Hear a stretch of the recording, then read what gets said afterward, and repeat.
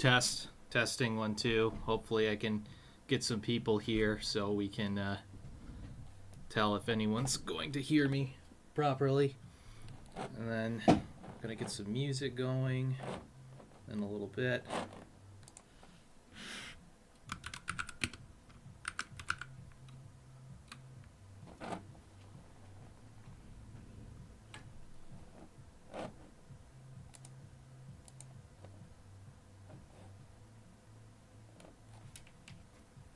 Let a couple peeps know.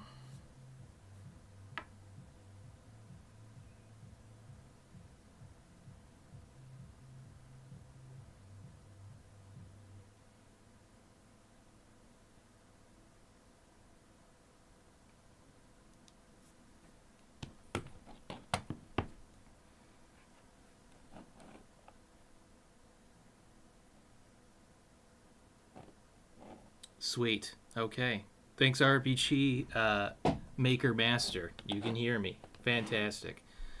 I'm going to put some music on. Tell me if it's too loud, too quiet.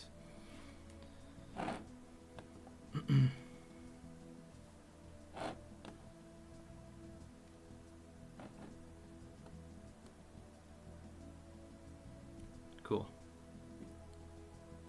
I'm digging the layout that I got set up. It was very last minute. It's as best I could do for like, I don't know, 2 seconds. So let's see how the music's going on here. All right. Voice is good. Awesome. Thank you, Antonio, aka my pale Tony.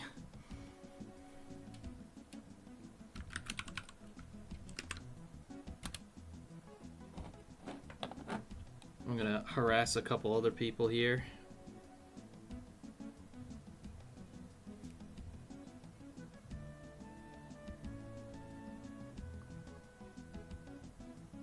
Let's go to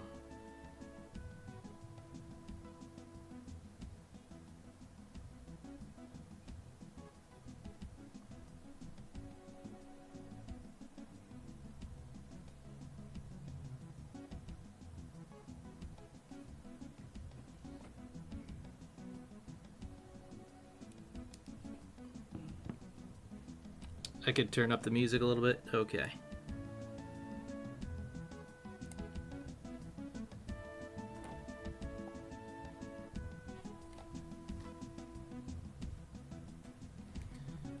All right, so even though it might be just a group of 4 people for right now, hey, it's all that matters. I got some people watching, so that's fantastic.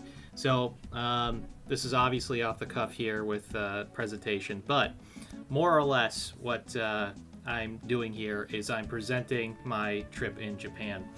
It was a fantastic time. That's an understatement.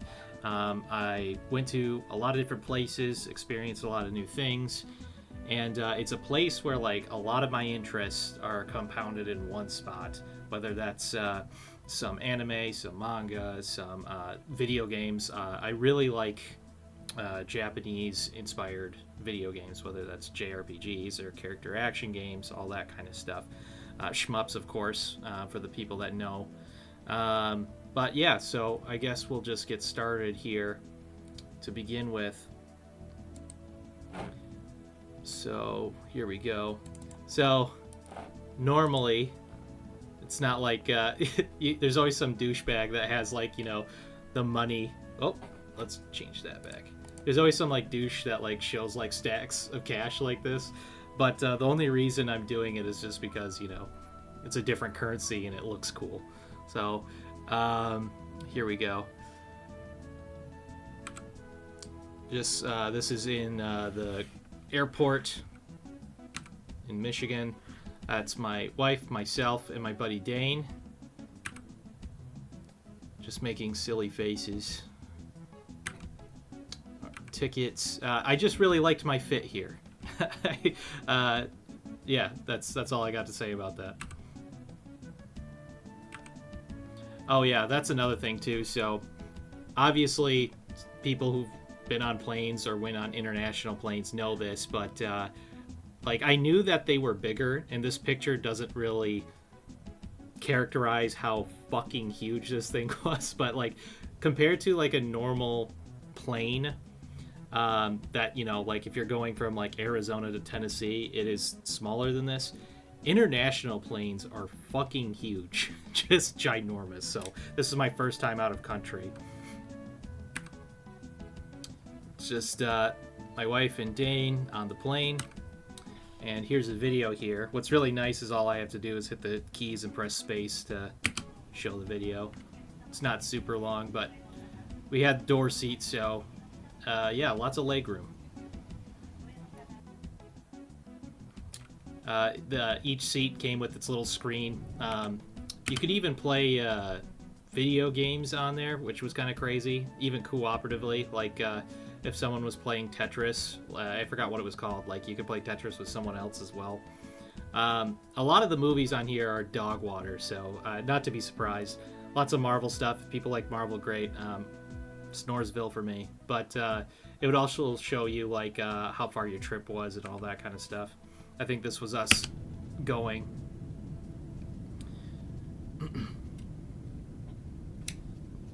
Whoa, there goes the OST. We're gonna turn the music down a little bit.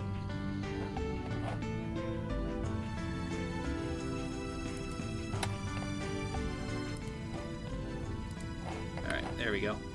But yeah, just lifting off here, always fun. Well, I shouldn't say always. Some people, this scares the shit out of them, but I actually get a little rush from stuff like this. Taking air, and the rest is history.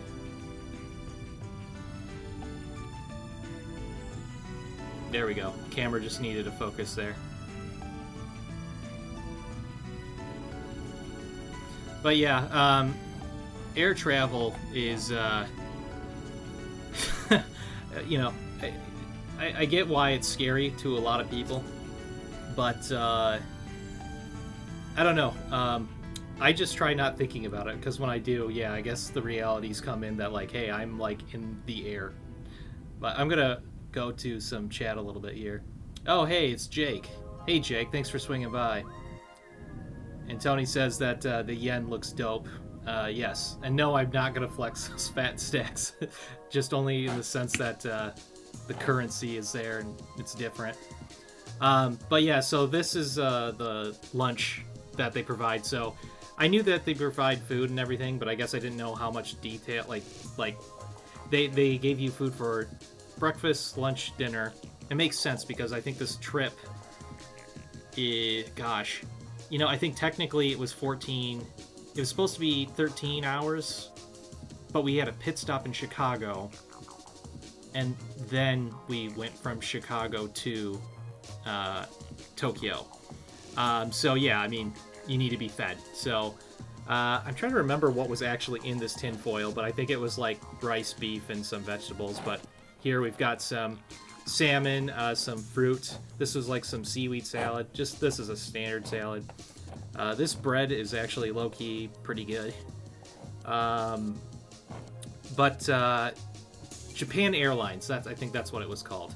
Apparently people love this airline, but everyone was really nice. The attendants were really nice. I guess this is me showing how this works. But yeah, this is what I was talking about though.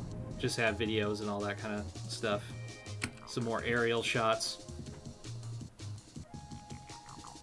With your experience with no leaving the country before, was it a shock when you first touched down in Japan, or was it welcoming? I was too busy being tired to really take in anything. It's really funny because as I got to Japan, our friend from Japan greeted us. She's like, "Wow, you're really here." I'm like, "Yeah, haha." So we go on the train. We get to, geez, where did we go to? Chiba? Chiba something. Gosh, my memory's terrible right now. And it wasn't as we were walking to our Airbnb, I looked around and I was just like, Guys, we're in fucking Japan. So that's when it hit, personally. Hi, Emma. Oh, okay, so my friend's kid is watching this, so maybe I need to calm down on the F-bombs here. Emma says hi. It looks better than the tiny bag of pretzels I'm used to. Yeah, yes, that does look better than the tiny pretzels that they just give you. Some more videos, I think, of us in our natural habitat. You got Dane playing the Steam Deck and Alicia crocheting, so that makes complete sense. Just more photos, and yep, so this is the visual of how close we were to our destination. So I was checking this probably far more than I needed to. It was the tantamount of "are we there yet" kind of thing. And this was us landing.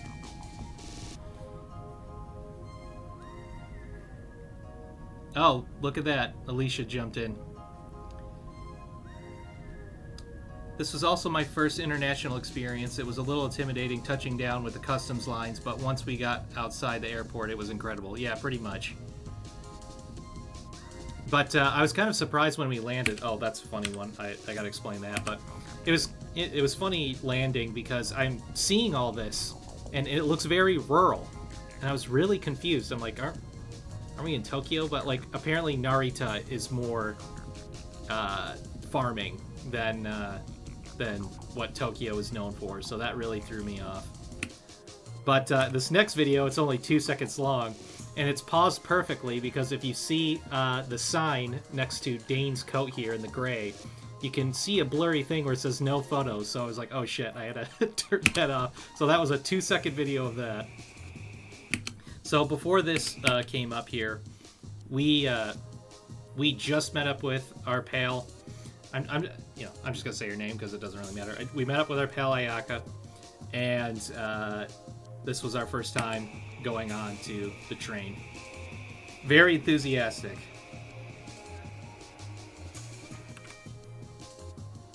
And then there was just some, what do you want to call it? Travel info. I really dig this ramen mascot. He's just a little guy. But eventually we hit Chiba, and this was right out of the train station. And a lot of the train stations have tons of... the train stations are essentially malls. They're malls with transportation. It's like that at most of these train stations. At least I'm guessing big city. Turn that down a little bit. Nope. There we go. But as you can see, there's some KFC over here. They do have a McDonald's, and they do have a Subway right here. And they have a Dane. Here we go, walking down here. But, I mean, just lights everywhere. And we were all in comfy clothes on the trip, as we should be. But, oh yeah. So some of these are a little bit out of order, but that's okay. But, yeah, that's when we first met up. Yeah, and just some silly faces. Can't be on a trip without silly faces. I'm gonna take a look at the chat here, too. Were there any plain survival products you would recommend? If you mean survival products in the sense that to survive boredom, I mean, I would say bring some handheld gaming or a book. Can't go wrong with that. I'm guessing you mean like actual like sustenance.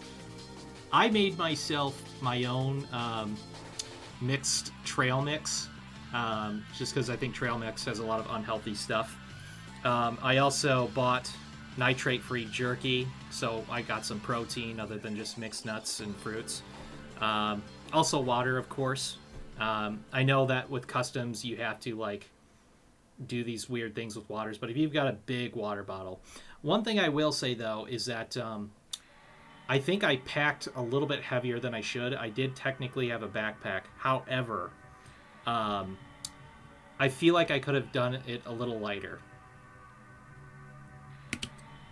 So we're gonna go through here, just Dane dorking out with the vending machine. You know, I always think about things like this, where like, you know, we're tourists, so you know, seeing I just imagine a Japanese civilian sees some shit like this, and they're like, these guys are stupid. All right, going back to here. Alicia's got some words of wisdom here. She says, plain survival items, I would say, are snack, iPod, or some sort of music player, book, video game, gum for popping your ears. That's a good one. We did buy some gum too.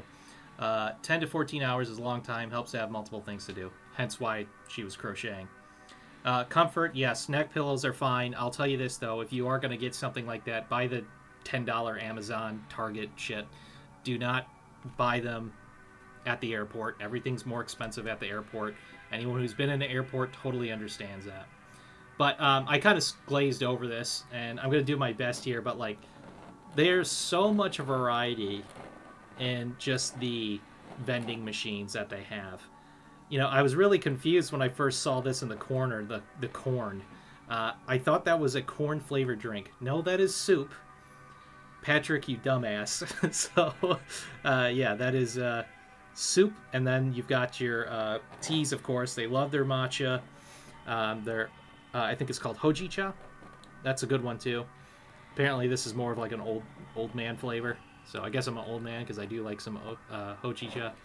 A lot of different waters, flavored waters, and they also have, I think Pocori Sweat is I'd say like a healthier Gatorade. It's like a flavored energy drink with electrolytes and things like that. You got your coffee drinks. Here's your energy drinks. And the funny thing is I knew exactly what this was because of playing the game Yakuza. They have these as like drink power-ups. Alicia says that the vending machines are amazing. The convenience stores are amazing too. Oh yeah, we'll get to the convenience stores. So let's go here. Again, more just travel ads. Pocori Sweat is good, man. Yeah, it certainly is. So I think Dane took this picture because this is a collaboration of everyone who took pictures. But this was obviously on the train, but it's just funny because there's a couple things to point out here. One, it's clean. Two, you're not getting stabbed. Three, obviously the anime advertisements. We saw a few of these. Hence that. I think that's shampoo with Ranma 1/2 being the ad sponsor for that. So really cool stuff. Now this is repeating. That was day one. I'm trying to think of what else to go through with it, that day. Basically, that whole day was just plain getting on the trains and getting to our... in fact, I'm going to go back over here. But it was basically us trying to get to our Airbnb. And, in fact, we got lost. We had a hard time trying to find it at first. So on top of the long trip, we were now walking out far longer than we anticipated. That's kind of my fault. The Airbnb looked nice, and we thought, 30 minutes away from Tokyo's not so bad. We'll just hit this train station, which is what this is, and just go from there. It's quite a walk. Near the end of our trip, we were just taking taxis at that point. Thankfully, that the American dollar is worth more over there, so taking taxis was not a problem. Cheaper than Uber here, let's put it that way. But that pretty much sums up this. RPG Maker Master asks, how many days did you guys get to spend there? We were there for about, I guess you could say 10 days, but really it was 9. Really, it could have been 8 just because of the, getting there and leaving kind of a thing. But we made sure to do a little bit of something on the day we had to leave. That was actually the worst, but we'll get to that. We're going to hit day 2 now. No, I hit the wrong thing. I keep doing that. Need to hit slideshow.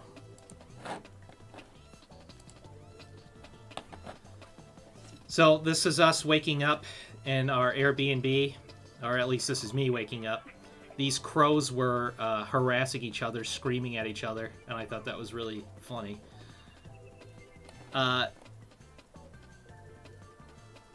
Very wet and cold this day, but seeing the architecture is really cool. I think this is like a car wash place.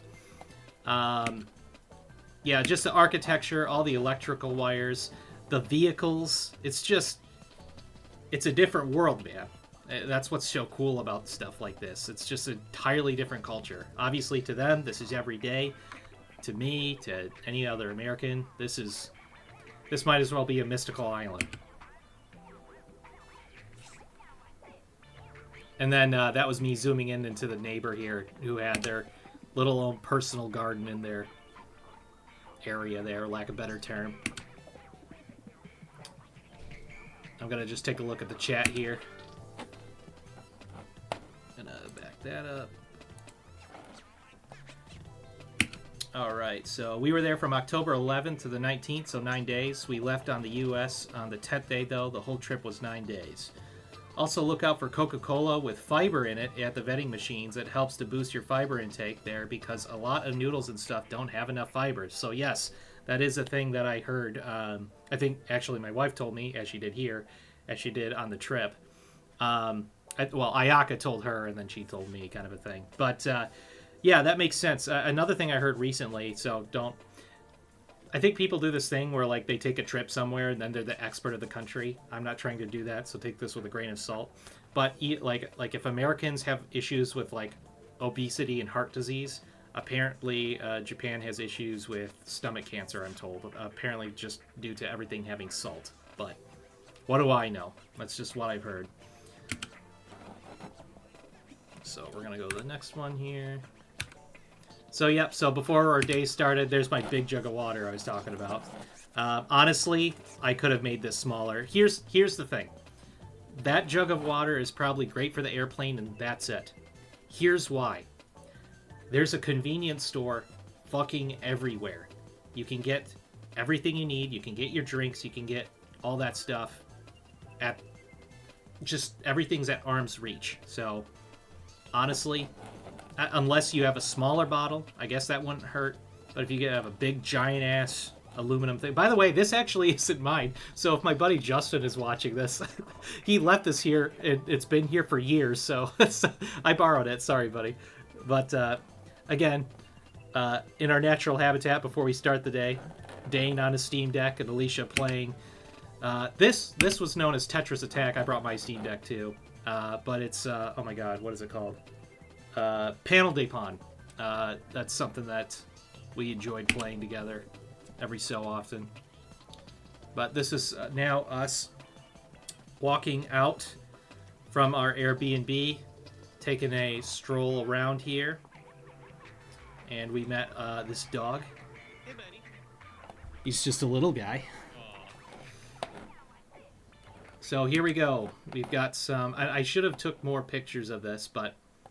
We're going to go over some of the convenience store foods here. Let me pause it here. Just tons of stuff. We tried everything. I think we got these little Mud Buddy guys. And we got these. And I think we got the mushrooms as well. These are more or less like a cone-shaped cookie with chocolate on it. This is like a little bit like... I don't know what you want to say. I thought it was a dense kind of chocolate cake kind of thing. It really wasn't for me. Let's see if there's anything else that we grabbed here. Well, that was all I got on that. So, but I think we took a picture of some of the snacks here too. Just going down on our way to the train station, checking out the sights. And to be fair, our friend Ayaka there, she's not familiar with the area either, so this was basically a giant vacation for all of us. We just, we're the ones that traveled the longest. Here I'm just doing a tour of the Airbnb we were at. Pretty spacious considering how small a lot of the houses are in Japan. That being said, this is the first time I had like a selfie stick that can turn into a tripod. So if I look douchey doing this, looking like a stereotypical travel blogger, I'm sorry. In hindsight, I've looked over this. I'm like, man, I look like a douche. So next time, if I ever do something like this, I'll just instead show the view without my face being in it. But here is the bathroom washing machine. That was kind of funny too, because I was trying to get in there and I didn't realize Dane was in there.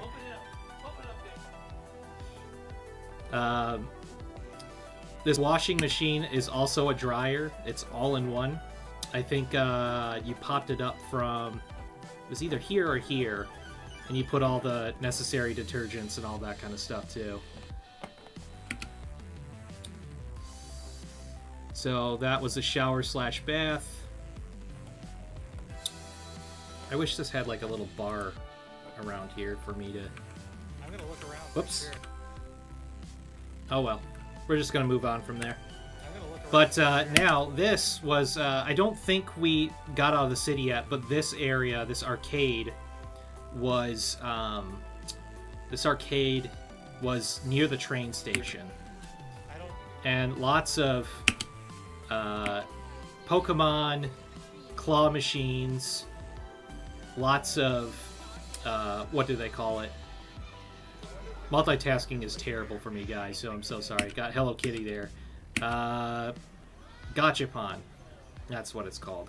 And I think we'll get some photos of that, too, at some point. But, yeah, they love their Gachapons. Dane loves his frogs. I don't know if he got one there. Here's some Gachapon. You'd be surprised what they have. In fact, this guy right here, this little shark dude, my wife grabbed. But I know I picked up a Snoopy one for my dad. I think it was one of these. I think it was this guy right here. But, yeah, so these Gachapons, I was stunned of what they had. They had some of Johnsonville brats. I may have a picture of that. It's just goofy. I think I should get this for Dad.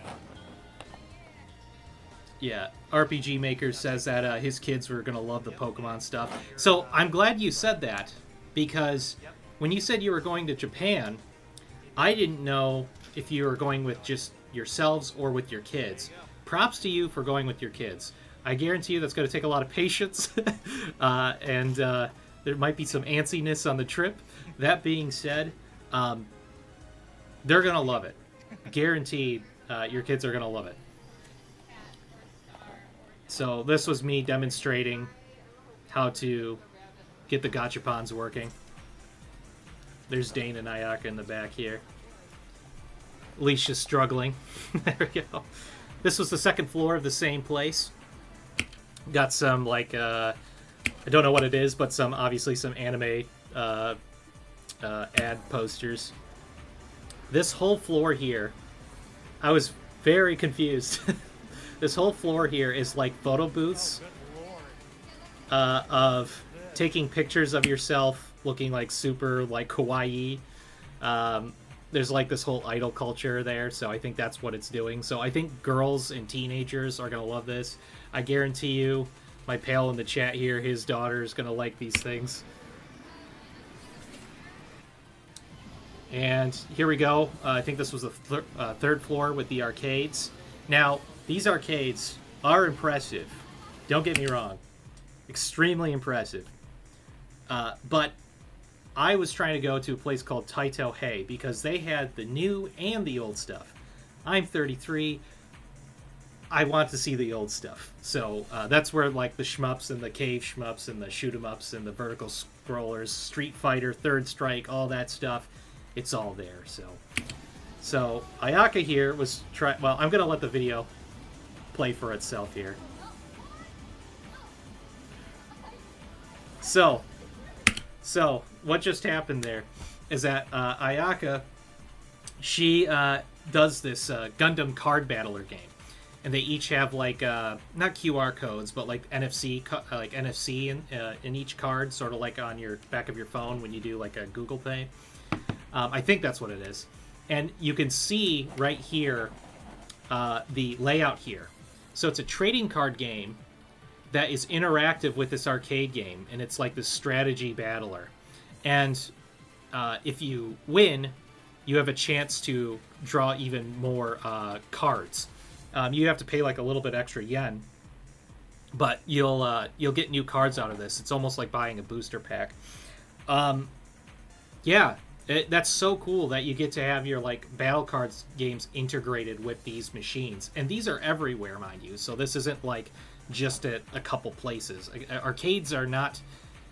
I've been told they're declining in Japan, but if they are, I don't.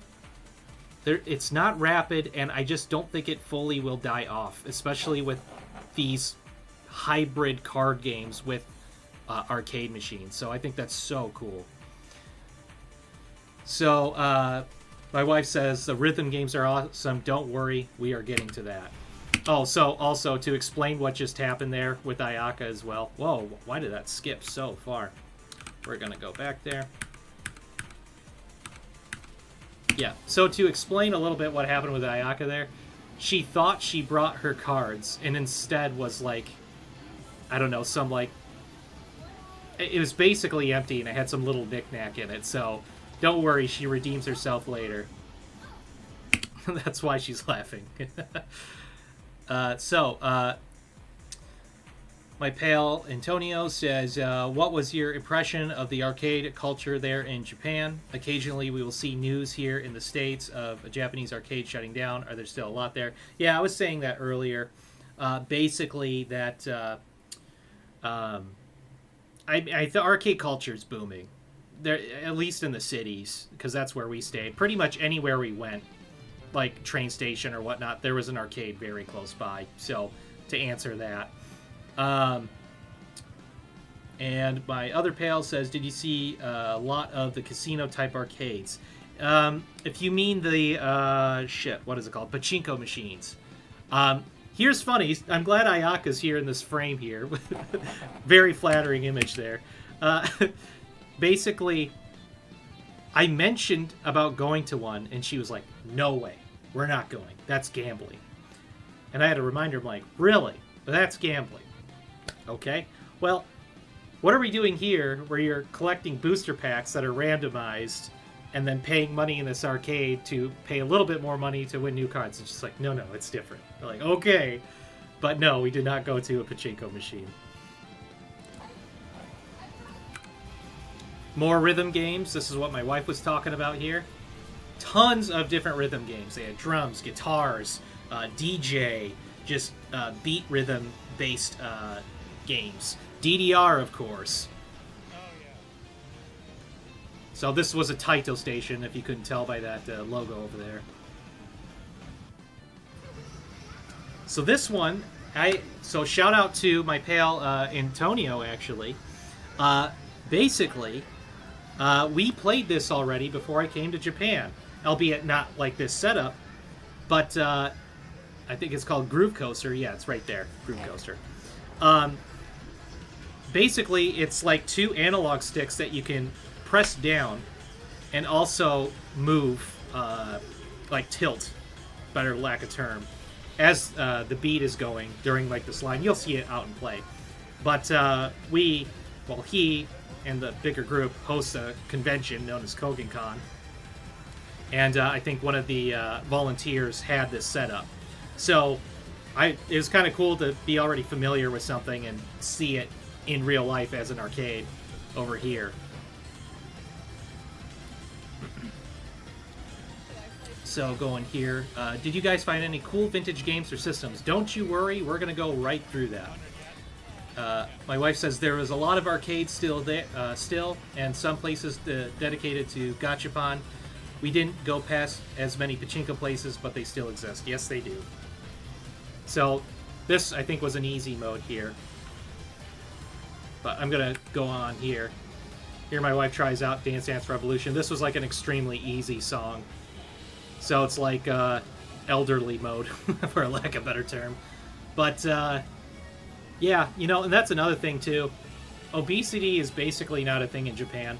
And I think for anyone that's kind of looked into this, like, I think there's this narrative going around that, like, Japan hates fat people. Maybe subconsciously, but I don't think it's like that. I think it's not because they're fat disgusting. I think it's more of this place is already space conscious. It's a small place with a shitload of people. So stores are small, residents are small, literally. The buildings are tall, so it can fit everyone. Apartment buildings, tall, all that good stuff. And when you're overweight in Japan, if you see the shelves of some of these places, it is like cramped, especially to like some of these retro game stores and stuff like that. When it's cramped, you can't afford to be overweight. It's just not good. Speaking of that, apparently like healthcare in Japan's really good, but again, when everyone's walking, when everyone's eating fish, when everyone's just into that kind of culture, I mean, you barely have to visit the doctor, so makes sense. Antonio says, hell yeah, group coaster is so much fun. I'm hoping to get a set for myself at the Kokenkan. Yeah. Yeah, I think I tried playing it once. But I gotta be honest, I don't know if I really sat down and... Like, I sat down and played, like, Street Fighter 6, the arcade cabinet, which we're gonna get to. But I didn't really sit down and actually enjoy some of these games, mainly because I was too focused on all the imagery. I think if I go again, I'm gonna calm down and like sink in the experience. More DDR. This one was a little bit faster than the last one. My wife's funny, doing a little dance. And there's Street Fighter 6. I think if I was told correctly, they didn't initially have this in arcades, but it was popular enough where they just started putting them in arcades. By the way, this is the Velix. I love that fucking cabinet. They have like little NFC cards, so you can get this game card where it has like a set amount of credits and your like fighting data. So you'd bring that to any other arcade, and it would have your stats and all that kind of stuff. Very interactive. There's Dane and I playing. He's Blanca. I'm Guile.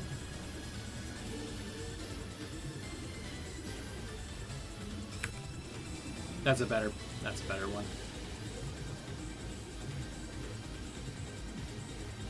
Do I even pull off a spot? There we go. There's a flash kick. So this is a story here, okay? Dane played this, and every fucking arcade we went to, he had to find this cabinet. He loved this game. This is essentially Fortnite, but JoJo's Bizarre Adventure. It is online. You play it with other arcade, like other people playing the arcades in different areas of Japan. It's Japan only. They don't have anything like this imported to America. There are rumors that it would. Maybe something has changed since then, because I remember looking it up after the trip because he loved it so much. But yeah, so like he is in love with this game. Very unique control scheme. 2 sticks right here. You can see the analog and the buttons right here. I think there's some triggers on there as well. So he's using Google Translate to read how to get through it. Going through some of the chat here.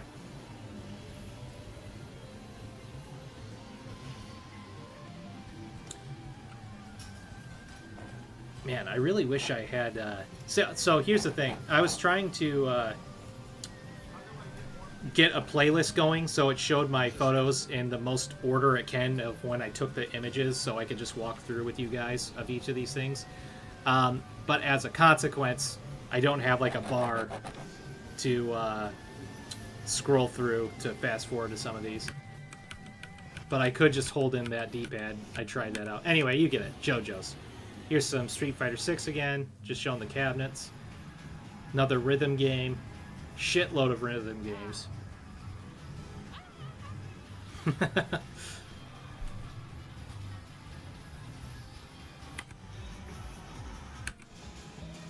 Yep. Anime Guitar Hero, basically. They had like a drummer version of this, same kind of layout and everything. Got me as well. Yeah, this is what I'm talking about. I was talking about like, yeah, travel light. Like I had my bag and everything, but it was just too packed. And with this big water bottle, I mean, look at it. This shit is sagging off of me. So, yeah, in hindsight, I wouldn't do this again.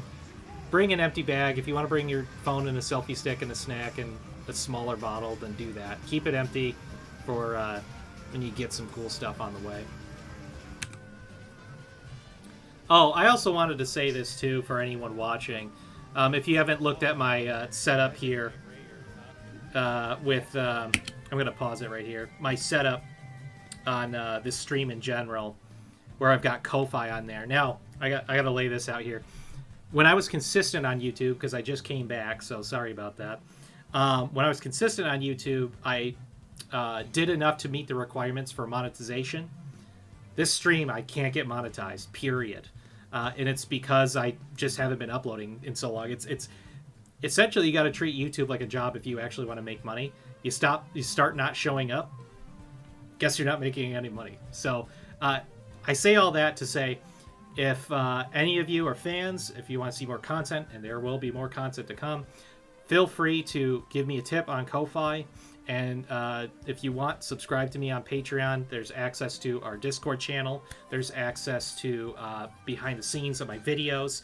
I just did this one with Avalanche Jared. He's just shy under 200k viewers. So thanks to him for even having me. And as a consequence, actually, I need to check. Put that on the different window here. I wanted to check if Jared reached out because he might actually come into the stream, but not yet. That's fine. Anyway, basically, if you want all these perks, feel free to go become a member on Patreon and then leave a tip on Ko-Fi if you feel so inclined. Anyway, enough shilling. We'll get back to this. Oh, so I was talking about this when it came to the pachinko machines, how surprised you would be. This is Magic Knight Ray Earth. What the hell is that? Well, if you're under, I don't know, 19 years old, you wouldn't know what that is. Magic Knight Ray Earth is boomer shit. It's not really boomer shit. It's millennial shit. It's 90s shit. And the fact they have pachinko machines of novelty things as little VHS copies of Magic Knight Ray Earth, a 90s anime, is just so awesome. So if you think that, like, oh, I wouldn't find X, I wouldn't find a keychain of insert obscure thing, you might be surprised.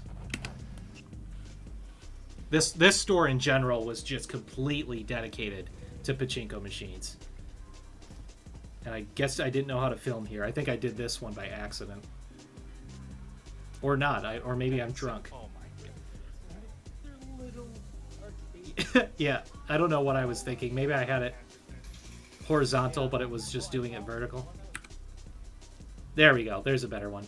They had little Tekken 8 pachinko arcades, arcade sticks, so that was cool. And so, as I'm going further here, I'm going to take a look at the chat here, respond accordingly. I can't even pronounce that, but my wife knew the place of it. Chananthanum verse is so fun. I think it's only in Japan right now. They have a mobile app for it too, apparently. Bop says, can't stay too long tonight, but wanted to stop by and show support. Love your work, dude. Thank you, Bop. Appreciate you swinging by. RPG Maker Master says, did you guys use an eSIM for phone data plan? If so, what did you use? Yes, we did. We each used different things. My wife was rocking out a Note 9 at the time, I think. And so that doesn't have an eSIM. That was like a mechanical bird she was showing me at the hobby store. But she had to get one of the vending machine eSIMs, and it had a set of directions. Dane and I used an eSIM. Geez, I'm going to look it up because I can't remember what it was called. eSIM for Japan. I feel like it was like a 5-letter... Ubigi. That's right. That's what it was called. We used Ubigi. Dane had a Pixel and got through it pretty easily. I just got this OnePlus 13, and I set it up, and I was just having a ton of problems. But so when I got to Japan, I was like kind of scared about that. I should say scared, but I was like concerned. But I was too tired to do anything, so I went to bed. And I think I woke up in the middle of the night. I'm like, okay, I'm going to get this figured out. So I went through an AI chat, said like, hey, here's the situation. What do I do? Gave me a setup with Ubiki, and then everything started working. So I guess eSIMs may work based on what phone you have. But to be honest, a OnePlus 13, who the hell has something like this? This is a hobbyist phone, I guess. So for if you're like any normal person, you probably have a Pixel, a Samsung, or an iPhone. I'm sure Biggie will be just fine. They had different plans as well. So like I think I paid like $35 for like 15 days, which was more than we were staying, or $40 or something like that. So pretty good. Let me go back to that. I'm going to restart that so I can explain a little bit. Man, why does it go that far back? We're rocking out with Street Fighter Third Strike music. Let's go back. Let's go back to the hobby store. I took so many damn photos. Yep, so there were some Gundam model kits there. They had like D&D stuff too, so seeing Japanese D&D sets is kind of crazy. Obviously the anime figurines. Mecha Flamingos apparently. There's Magic the Gathering cards. I think that's what that is. So I know I've got some friends that love this shit. So a lot of these photos I took was a consequence for like other friends I kept in mind as well. So like when I did this, I'm like, I'm showing my pal Ed, I'm showing my pal Tony this. So I'm showing whoever's interested, I'm showing them this.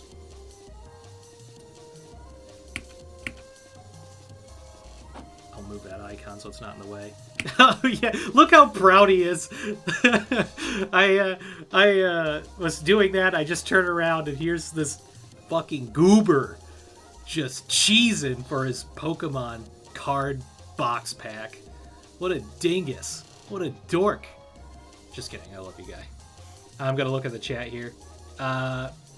So, did you guys use a Suica card for transportation? Brother, we lived and died on Suica cards, so yes, we filled that guy up. You have a little station where you put yen in, just to, or using your credit card. By the way, setting that up, I think you just got to call your credit card company or your bank and just say, hey, I'm going to be at this other country these dates. Please don't decline my card. Thank you. Also, the service charge is basically negligible. I don't remember how much of an extra charge it was. I think for me, where my bank was, it was only 1%. So using a card isn't super bad over there. But I tried to use yen as much as I could. So I did get some converted money. By the way, fun fact, Fifth Third Bank, they do conversions and you don't have to be a member. I think you might have to pay a little surcharge. But I think, again, it's just negligible. So if you need conversions, Fifth Third Bank might be the place to go. All right. Just going here again. Roger says, arrived this 30 minutes late. Was there any food talk yet? Brother, we haven't hit that yet, so you're A-okay. My wife drops in and says, no food talk yet, Roger. We did use Suica card for the train station. It was great. I think you could get one at the airport. More magic cards. Ah, Don Quixote. You're going to see this icon everywhere. They're essentially the... it's hard to say this, but it's the closest thing, even though it is different. Don Quixote is the Walmart of Japan. They're fucking everywhere. They have so many things. And this was near the train station as well. And I don't know if we have any images, but this lady had a monkey right next to him. I'm trying to... I hope we have some images of that. There's the monkey.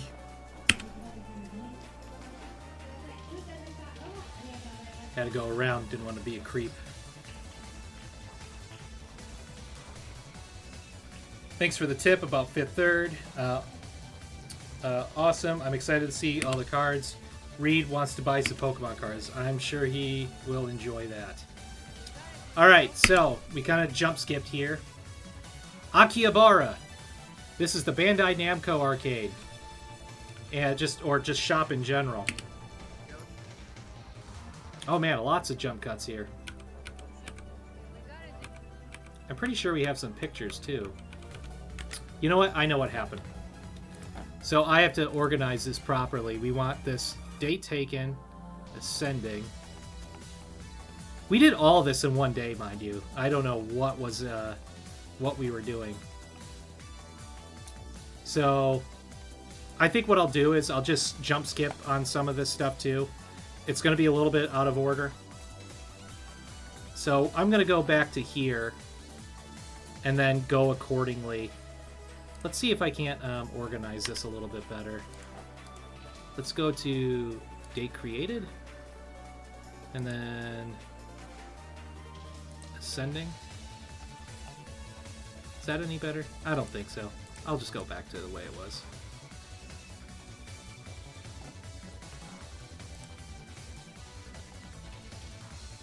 Yeah, good enough. We'll figure it out. Anyway, Akihabara.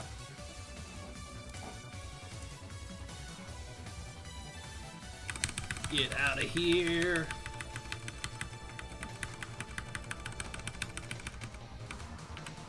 Gotten too far. So this building just had layers on layers on anime ads. It just didn't stop. Every level had some little thing here. Made one cohesive image. Apparently I was drunk here because I didn't know how to take a video.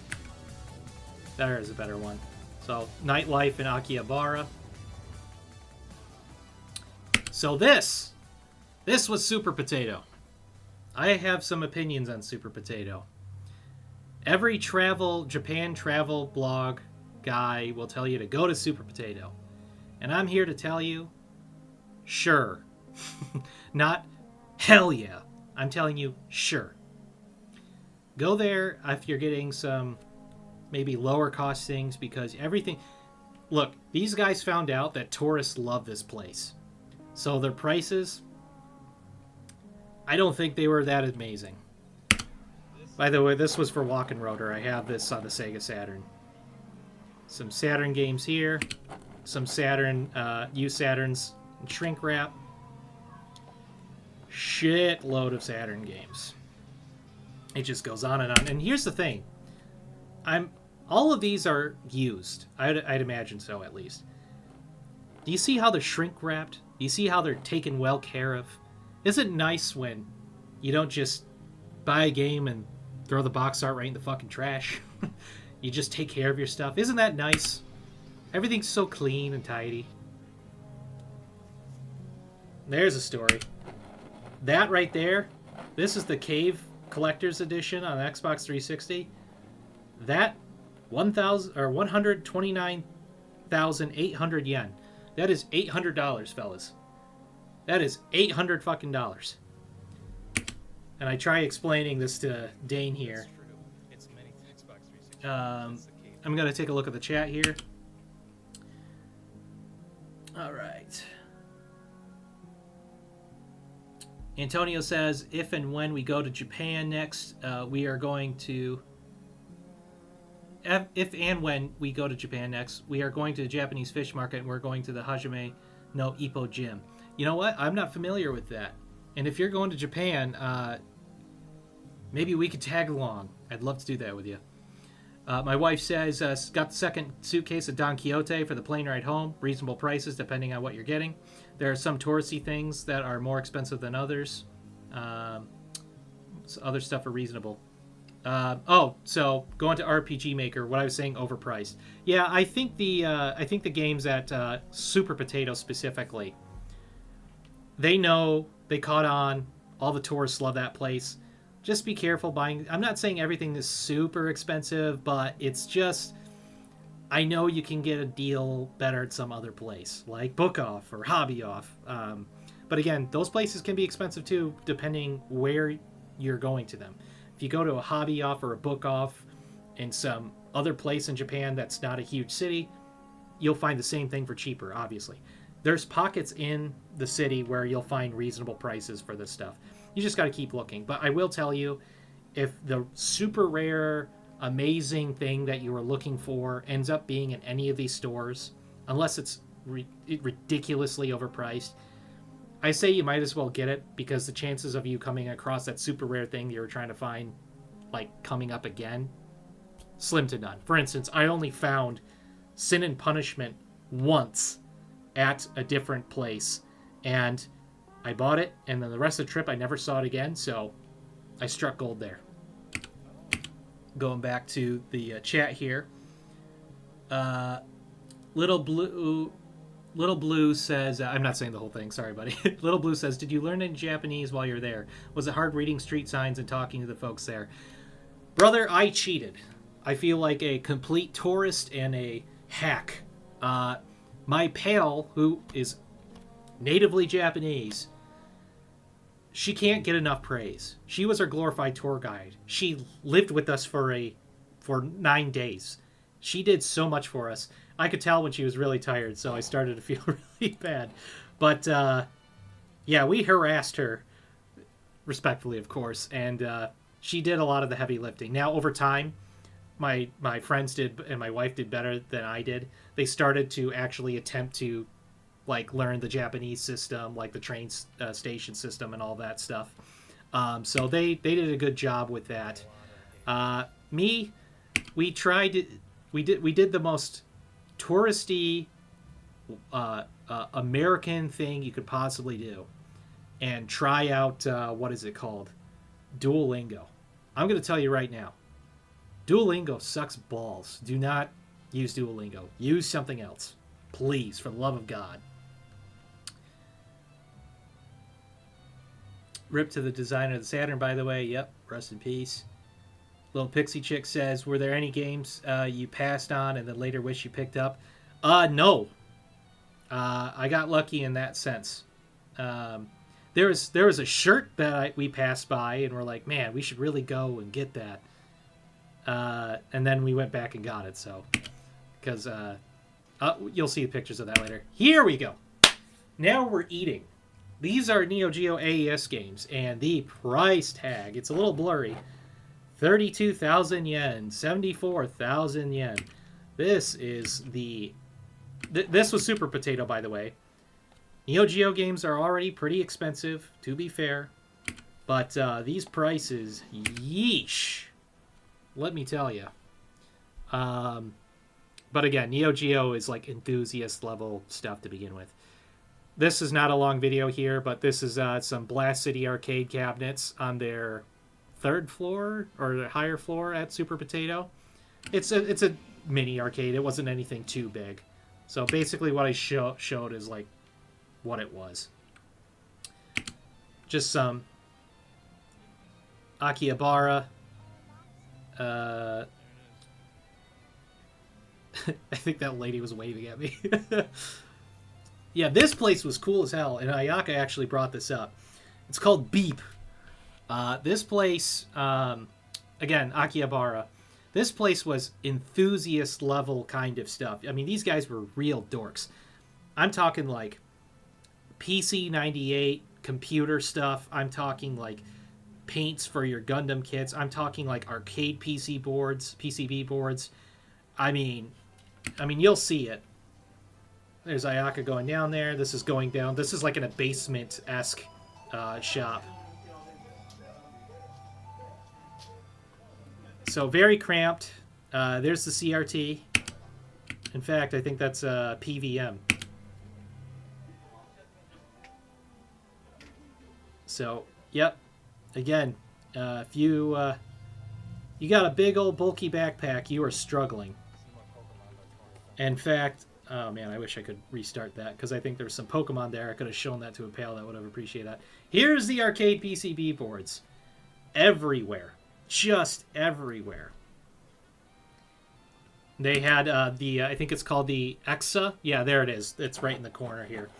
That is, I don't think it's Japan only, but those are like the modern new arcade, what do you want to call it? They're basically PCs made for Vuelix arcade cabinets, made for LCD setups.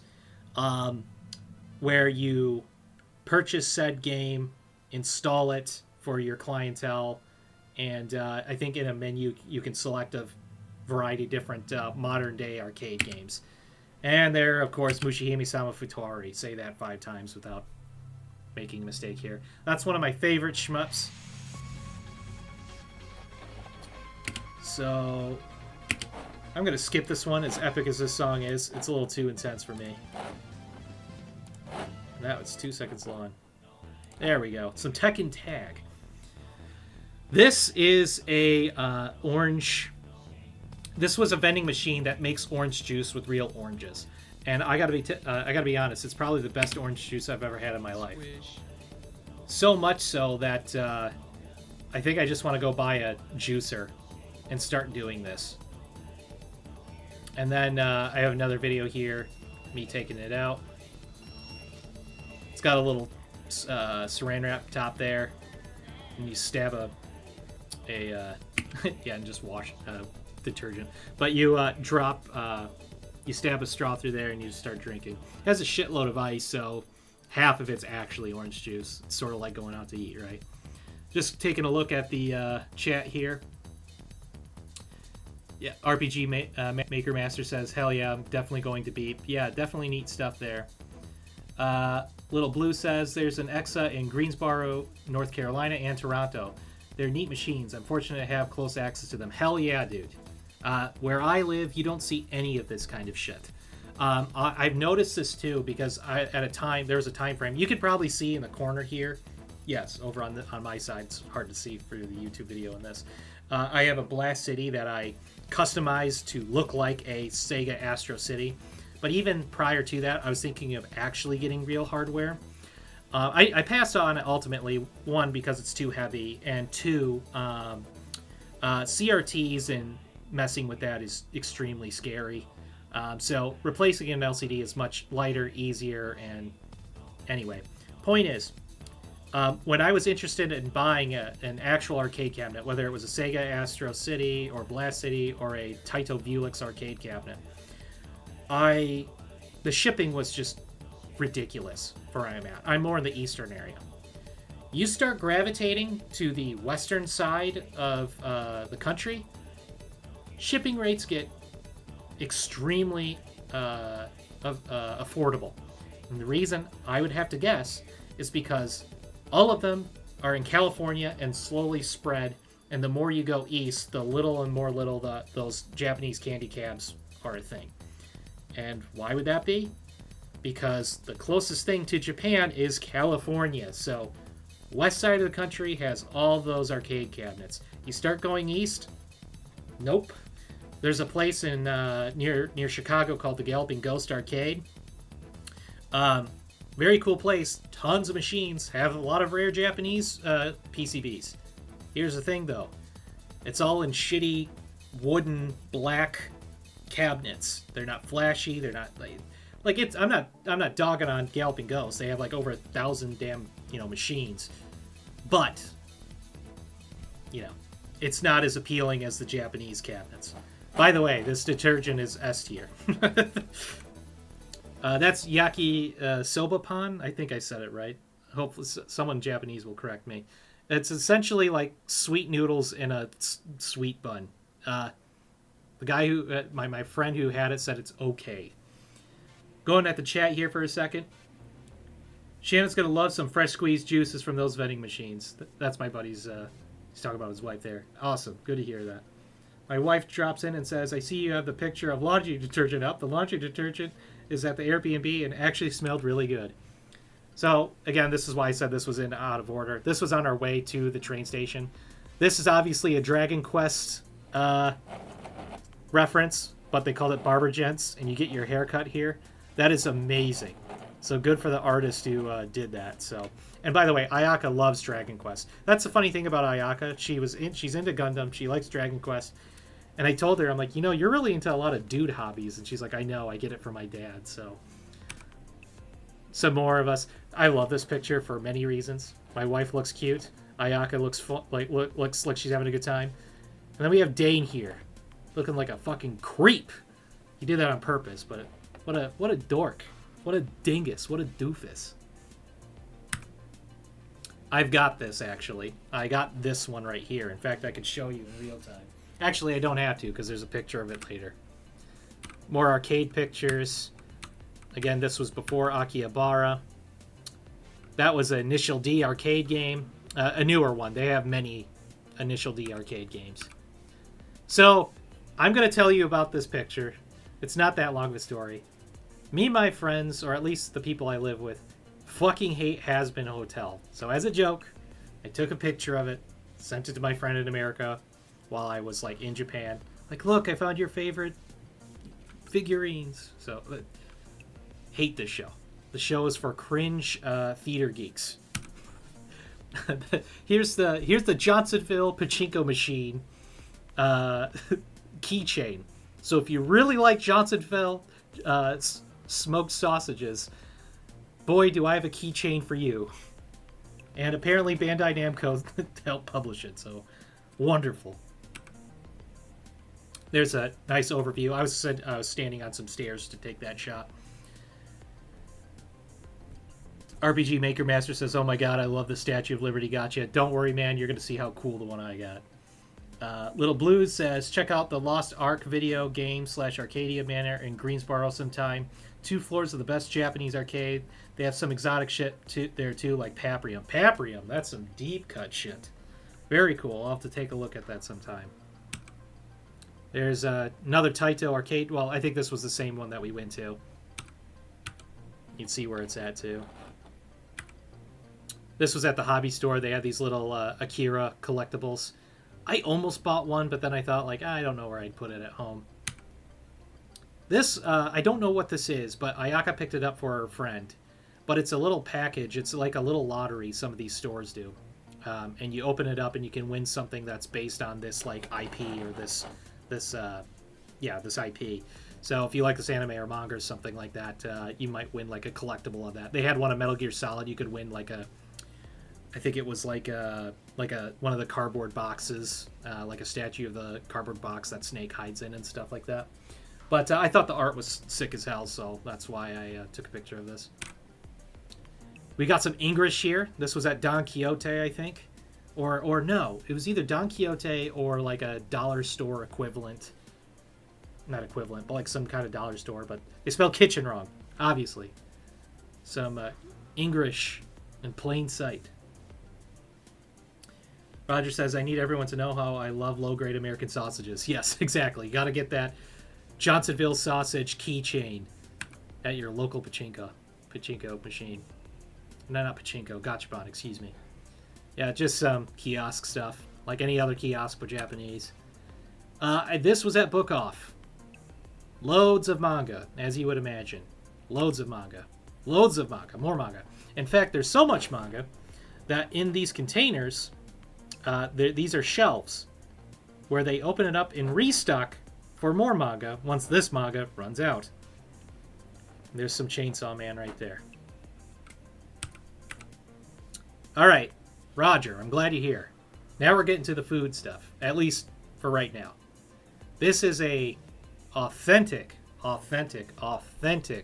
ramen shop. The bar and everything. So, this little white stuff you're seeing in here, that is chunks of fat. You can ask for like a miso base or like, I think it was like umami base. I can't remember which it was. I know it was miso base or some other kind of base. I chose miso because I like miso. That is pork belly, of course, scallions, green onions, excuse me, and those little dollops, those little white bits of fat, you can actually order different types of broth. You can have it like smooth or thick, and I was told by Ayaka to get the thick. I got the thick. It was pretty damn good. I will tell you that since then I went more for the mild, because the thick is very rich in flavor. Very rich in flavor. When it's already pretty salty, because ramen is, I don't personally need that much richness. But, that being said, S-tier ramen, for more than just the flavor, You get some ramen in Japan, you're paying like $15 to $20 depending where you're at. And depending where you're at, you're also paying tip. There's no tips in Japan. They don't like that shit. Nuh-uh, don't do it. And for some people, you don't have to tell them twice because they don't want to pay more money than they have to. So that $15 ramen in America is actually $20 because of tip. So what do we have here? We have a bowl of ramen for 1,000 yen. 1,000 yen, at least in October. The currency exchange for 1,000 yen is $6.70 in America. So for $6.70, I had this bowl of S-tier ramen, better than any ramen I've ever had. And it was cheap. So you can't really beat that. There's me enjoying some ramen like a goober. There's Ayaka pointing at ramen. And then just some more Akihabara. There's Dane taking a picture of himself at the Namco place again. Some silly pictures of ourselves. There's Super Potato, by the way. That's the place where I thought was a little overpriced. Some more Super Potato ads. They also had Fox here just chilling next to this arcade on the higher floor. There's Dodonpachi. That's a shmup that I've covered on my channel. Very cool. More Dodonpachi stuff. Now, to be fair, that's like the last Dodonpachi. Look at the difference of this. The first Dodonpachi, extremely masculine, red in your face. Then we got this moe kawaii shit, for a lack of a better term. This one's interesting. This is Dungeons and Dragons, the CPS2 arcade game. They had 2 of them.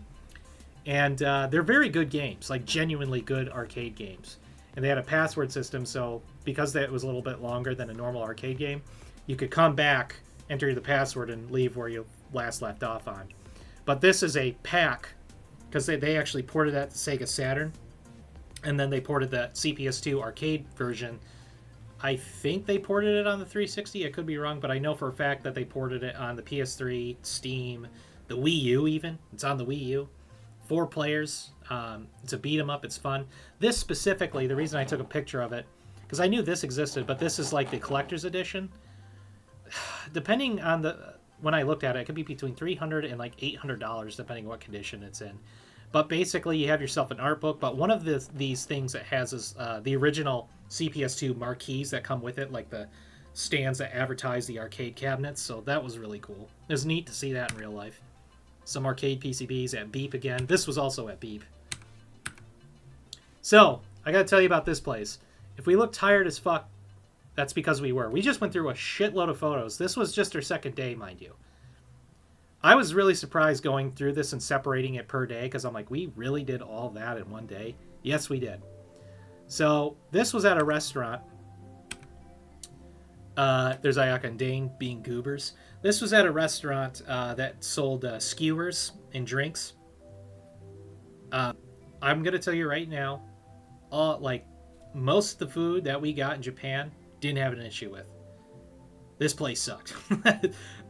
They had all these arrangements of different skewers, but like the service was bad. Even Ayaka thought so as well. They were really busy. But I think they had like a beef. It was either beef liver or chicken heart. I ate it. It was salted, but it just tasted like rubbery beef. So not really impressed. No one really was. It didn't actually have a lot of flavor, which is kind of surprising because Japan is known to have salty stuff. So, and that's the end of day 2. We have 10 days. I don't think it'll be this long of a stream, so hopefully, I mean, it'll be a long stream, but I don't think each day is going to go like that did. Day 3, ladies and gentlemen, we went to Shibuya. And before I set it on slideshow, I want to, yeah, like this one isn't nearly as long, so I think we actually just enjoyed what we were doing a little bit. I am not seeing certain photos, so that's a problem.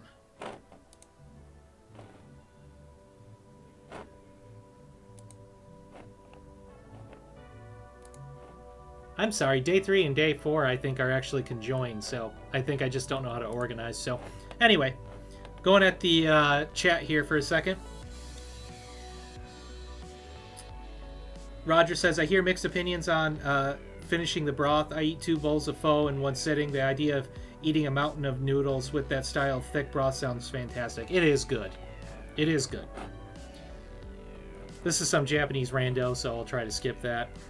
This is on the train towards Shibuya.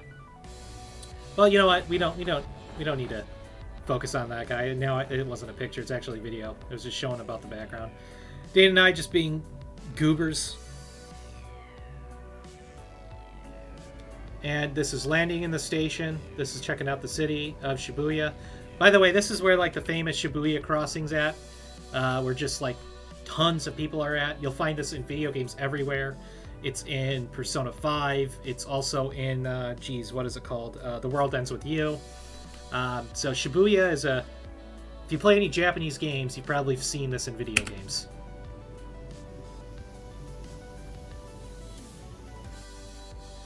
Some more Shibuya architecture. Very tall buildings. Shibuya is essentially the Times Square of Japan. And one thing that I found out really quickly, before I even get into that, this is paid go-karts. It's essentially $100, and you can go-kart on the streets of Japan. So that was really silly. But anyway, I'm going to turn this music down just a little bit. I feel like I'm screaming here. Where did my music go? Okay. Let's chill out. As much as the Katana Zero soundtrack is a banger, we need to chill out here. What was I saying? Yes, the architecture of Shibuya. Although it's clearly Japan, there's a lot of places that are extremely Western. I felt like I was in New York. In some sense, I wasn't, because it's actually fucking clean and there isn't vomit on the subways. But no, very clean, but very New York. And I'm going to talk about this here in a second. There's Dane. There he is.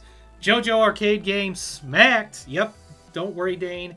I said my whole spiel about that in your sick addiction. So I told everyone that in this stream so far. Here we are at the Pokemon Store Center. I forgot what it's called. Yeah, so this place was extremely busy. I'm going to go back to that again. Place was extremely busy. And again, this is more like a big building, very mall-esque. Loads of merch, loads of stuffed animals. Again, if you have kids, things like that, I think that works out really well. I will say, though, it's just busy all the time. Ayaka, who lives in Japan, she was getting tired out in Shibuya. And, I don't blame her. This whole area, it wasn't just like the Pokemon store, but like they had like a Shonen Jump section where like One Piece is at. I know one of my friends in the chat's gonna like that.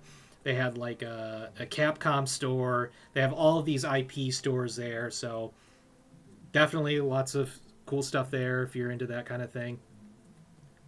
Yep, there goes my friend. Says his kids are gonna love the Pokemon Center. They certainly are. Some more Shibuya stuff. I think this is the crossing, actually. I'm not sure, actually. All right, so now we're jumping to Harajuku. At this place, you see this on the lap? These little oinkers, these little pigs.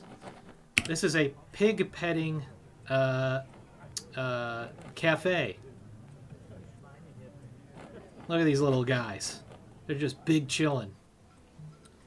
I was on a second level here when I took this image of the street of Harajuku. This is the famous Harajuku street where there's like tons of like honestly a lot of tourist traps, to be honest. But they had a lot of like colorful. Harajuku's known for like that street punk, like gothic Lolita fashion.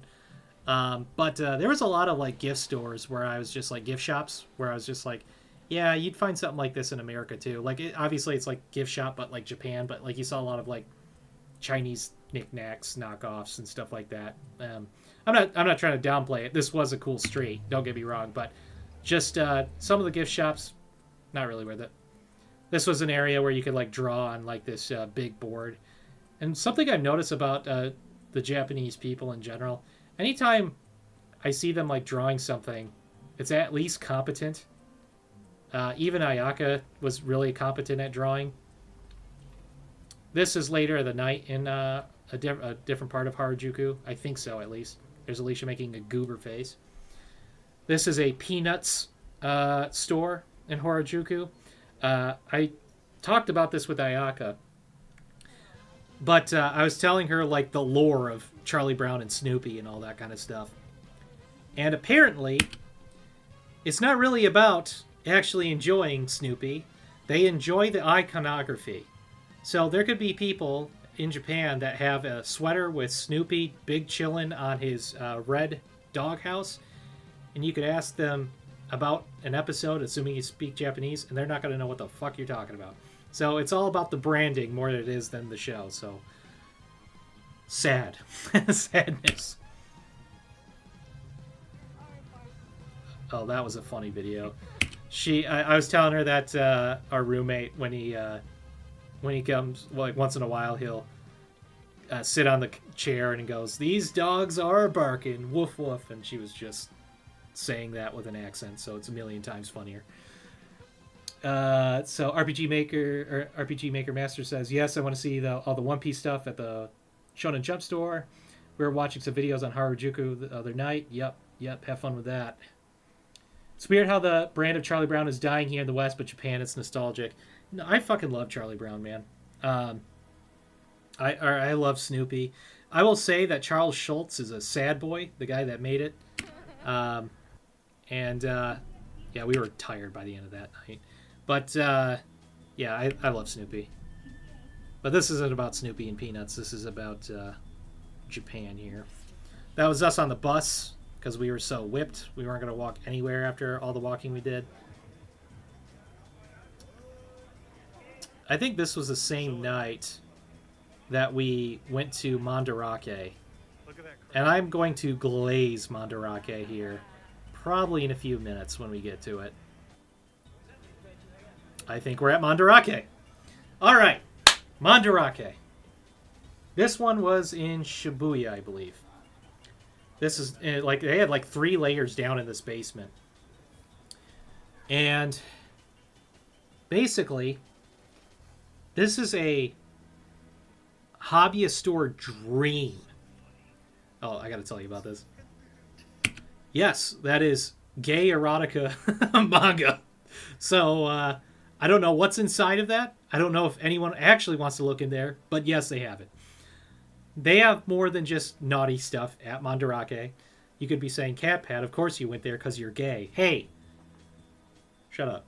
But really, they have tons of like fan-made, it's like fan-made manga, real manga, and some are new, some are used, but they have video games as well. Anything, actually, there's no way this is actually adult content. It is gay manga, but the adult content is sectioned off in a different part with curtains and everything. So if you have kids, don't worry, you know where not to go to. So you'll be all right.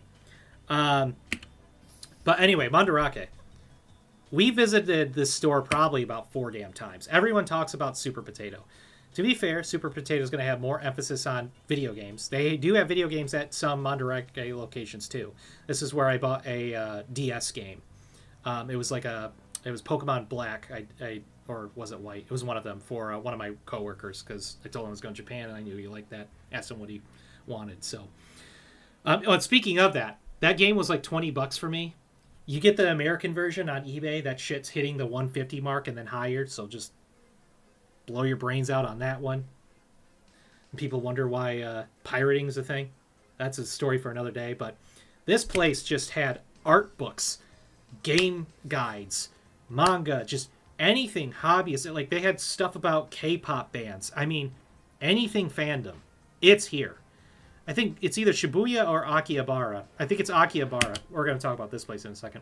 Akihabara has like 2 Mandarake locations. That's probably more game focused when I think about it, which makes sense because it's Akihabara, which is known for the hobby video game place. But the one in Shinjuku Shibuya is awesome. It's a different experience compared to the Akihabara ones. This place if it looks a little bit familiar, and you really like Tarantino movies, imagine this place empty. And when you imagine it empty, you now have the set in Kill Bill Volume 1 where she's hacking the crazy 88.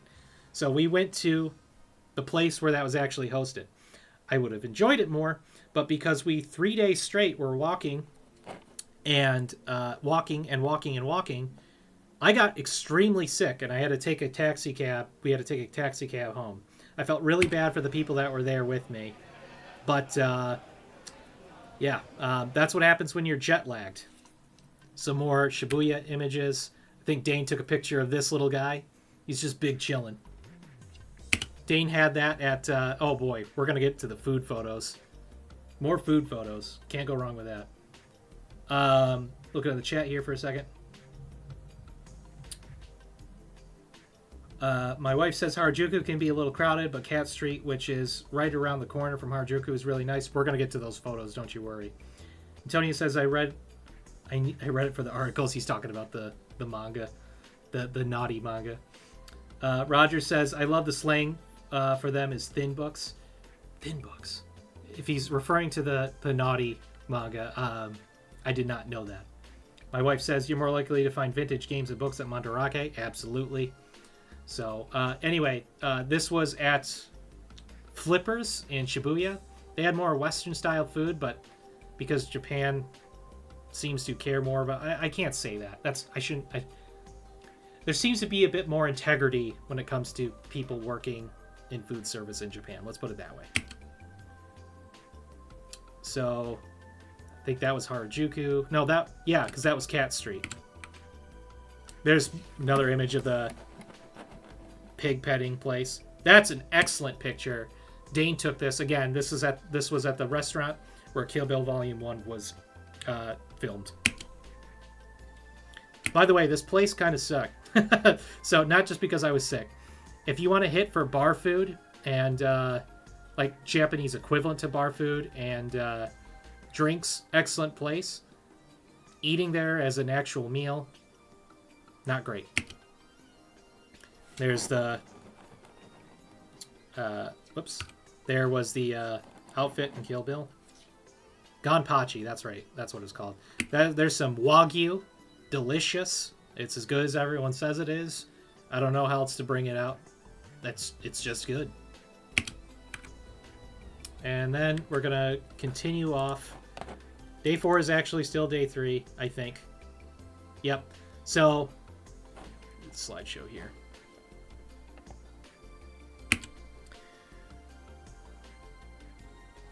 Roger says, Anthony Bourdain and most other chefs talk about how food is better in Japan. I plan on putting a minimum of 10 pounds when you visit. Brother, so did we. So did we.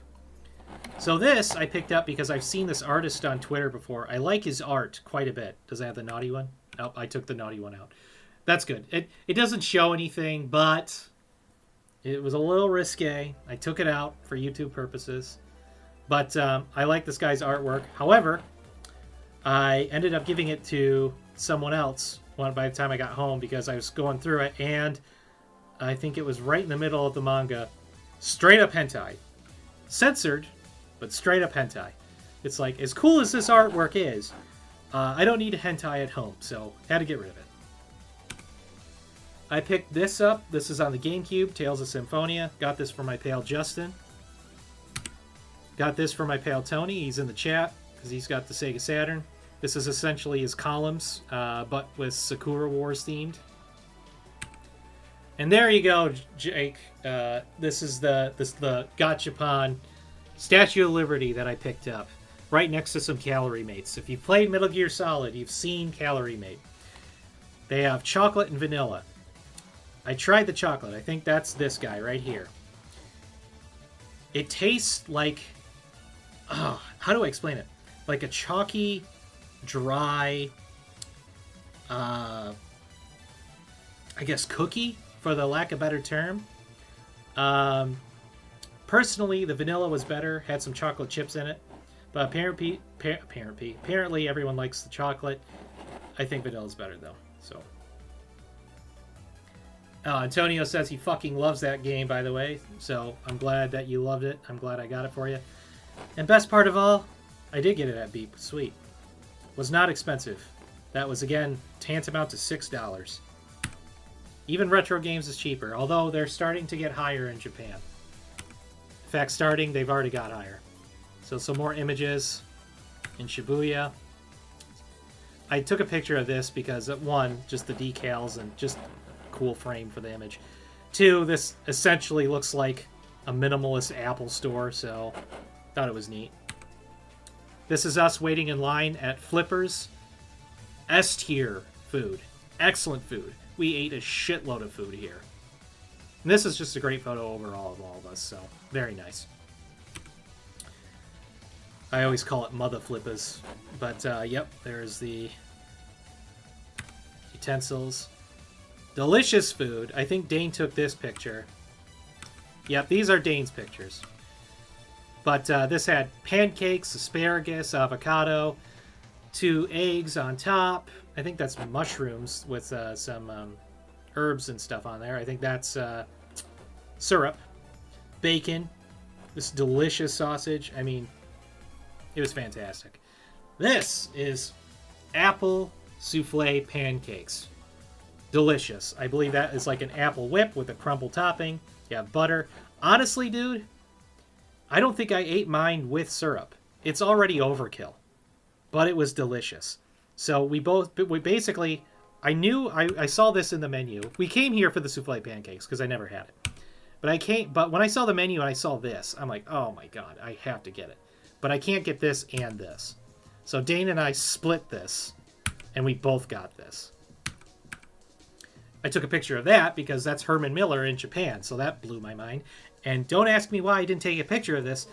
They had a fucking Denny's in Japan. Next time I go, I'm going to Denny's in Japan. That is insane. It was like on the 2nd floor. Had the old logo and everything. I'm so dumb for not taking a picture of that.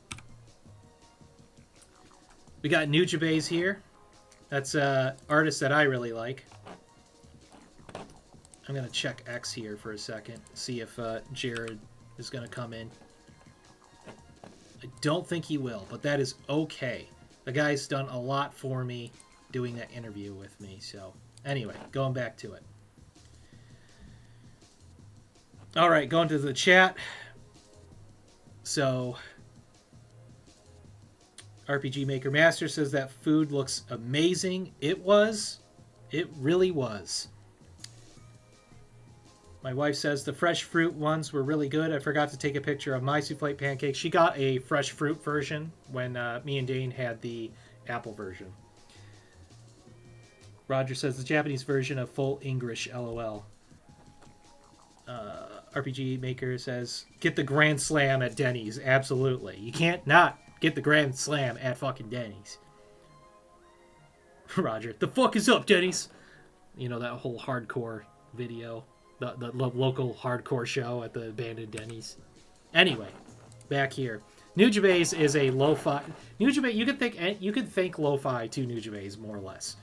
So they had a Nujibays store. Everything was overpriced, but that didn't stop me from taking a picture of me and the poster. So there's some more Nujibays apparel. You can see the shirt that says Nujibays here. Big Yoshi. That was to take a picture for Dane in case he wanted to buy it. I don't think he ended up getting it. He's a little too big for carrying and traveling. Although it would be really funny that he bought it anyway and it didn't fit. So the rest of the 13, 14-hour plane ride, it's just him with that thing on his lap, looking like an overgrown child. So, yep, some more Shibuya. This was the street to the famous towards the famous Harajuku Street. So, I love this picture I took of Harajuku. This is just the street down here. Ongina Buck. So, yes. So, very in your face. The art's pretty cool, though. Harajuku, again, has that, like, goth Lolita aesthetic. So, there's my wife being kawaii des, moshi moshi. I probably needed to buy this shirt, if you couldn't tell by what I just said 2 seconds ago. Uh, I don't know if I think there was pictures of this that my wife and Ayaka took, so I gave them money so they could enjoy that while me and Dane did something else. But if we don't have it, it's not the end of the deal. But yeah, this is where you could pet the Samoyed dogs. I think that's how you pronounce it. Some more Shibuya imagery. So this is Cat Street. This was like hipster Harajuku. I'm not gonna lie. Do I look like a hipster? A little bit. So part of me did enjoy it. I don't want to publicly admit that, but I just kind of did. Looked very nice. This was some art place. I think I wish we took more photos of it because they emphasized on like thick paint popping out. They had one of like this anime chick, and it was really good. I don't know why we didn't get images of it, or if we did, I don't know why I couldn't find it. White Giraffe, just cool neon lighting. This guy's big chillin' over here. He's got his packages, so. This place had, I think I got like this like ginger beer here. It had some like little mixture. It was really good, but it was a neat little place. I really like this place for a pit stop.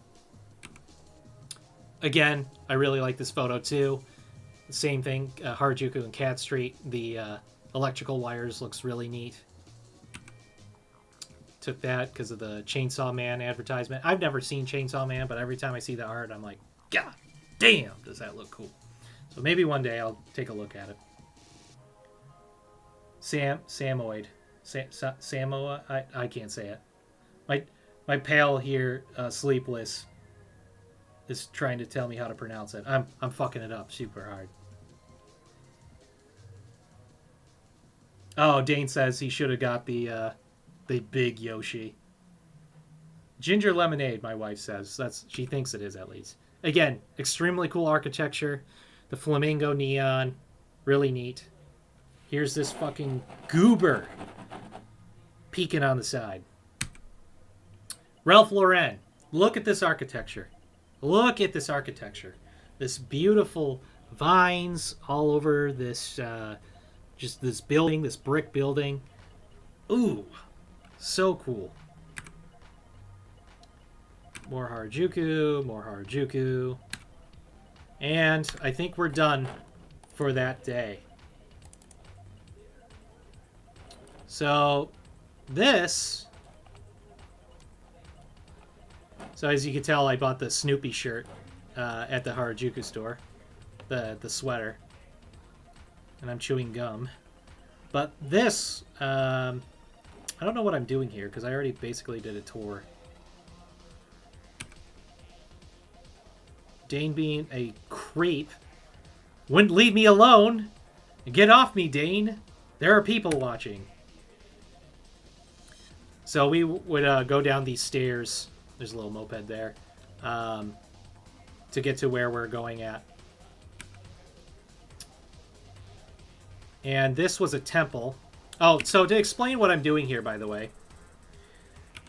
I told you on that third day I was extremely sick. Like at the end of the night. So today we're like, we're going to chill out and just hang around the town. Yes, it's not Tokyo, but we get a little taste of borderline suburban country-esque living in Japan. Because even though it's not lights and everything and exciting like in Tokyo, it's still exciting because you're in a foreign land where everything's different anyway. So you can look at a candy wrapper and it's still entertaining. You can look at a Snickers that has Asuka from Evangelion on it and go, whoa, that's not like that in America. So that's more or less how I viewed it. And so that's what we did. So we went to this temple. So this is like a graveyard. And here's some little architecture. And I think we're going to walk into this temple here. Roger says Chainsaw Man is like if a hack and slash game had a slightly okay storyline. You know, I've never seen it, but I could easily see that. So I heard it's extremely horny too. So we were told by Ayaka that you're not supposed to walk right in the middle. It's like this. In fact, she tells us this here. Apparently, it's a superstitious thing. So we went on the side. She corrected us.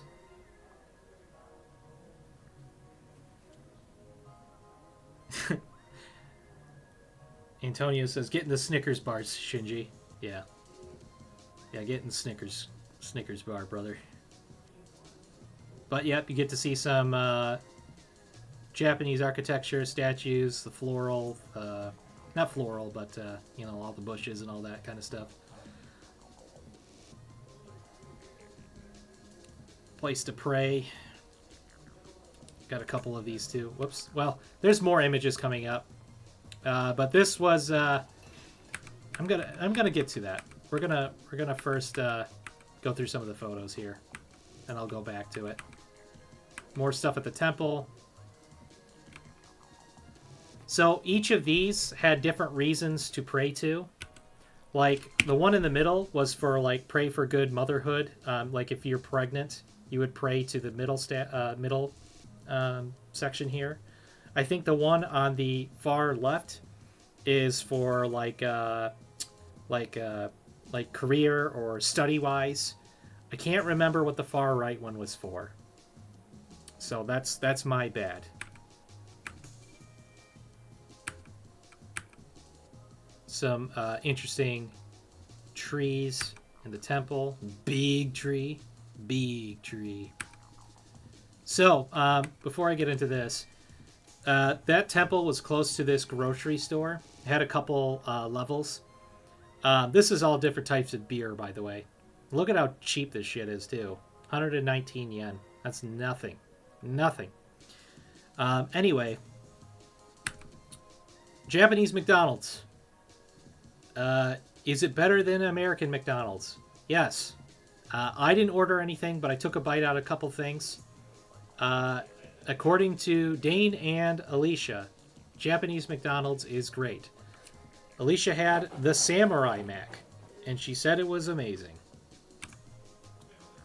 Dane got some chicken nuggies because he's 12, and a chocolate pie, and some more dessert stuff. This is plum Fanta with like ice cream. Some dipping sauces. I can't remember what flavor it was. Alicia had the strawberry one. Ayaka looks bored as hell.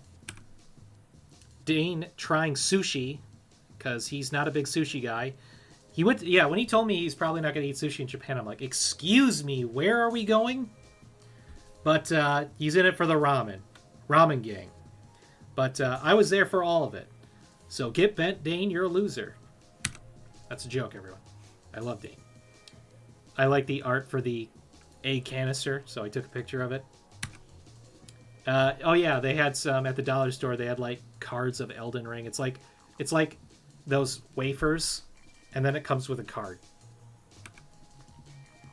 That's what I got. And then they had some keychains for Persona 3 Reload. I got the Junpei one, which is not what I wanted, so I just left it there.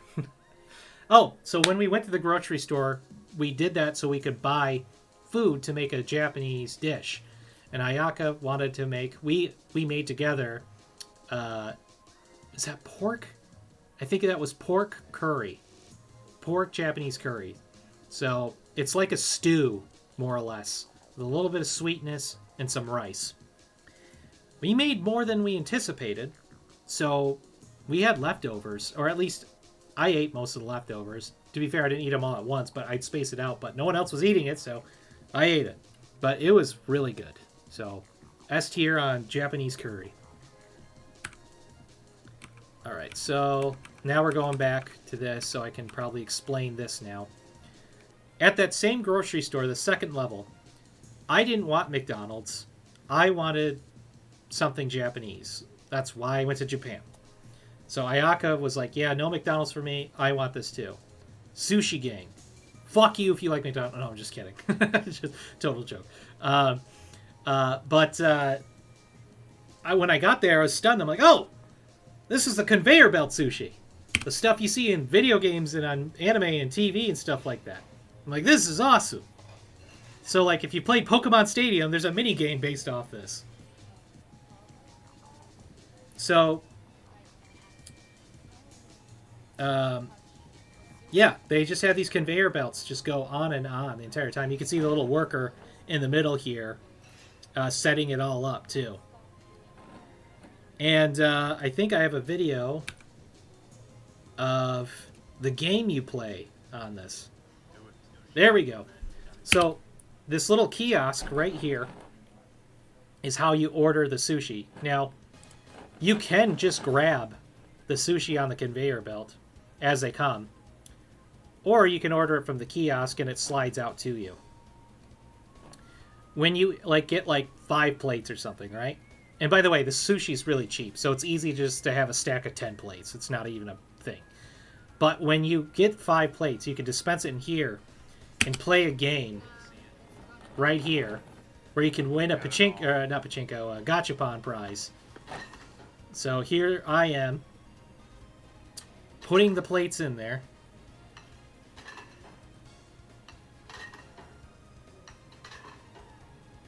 And then the little video plays out and it's randomized.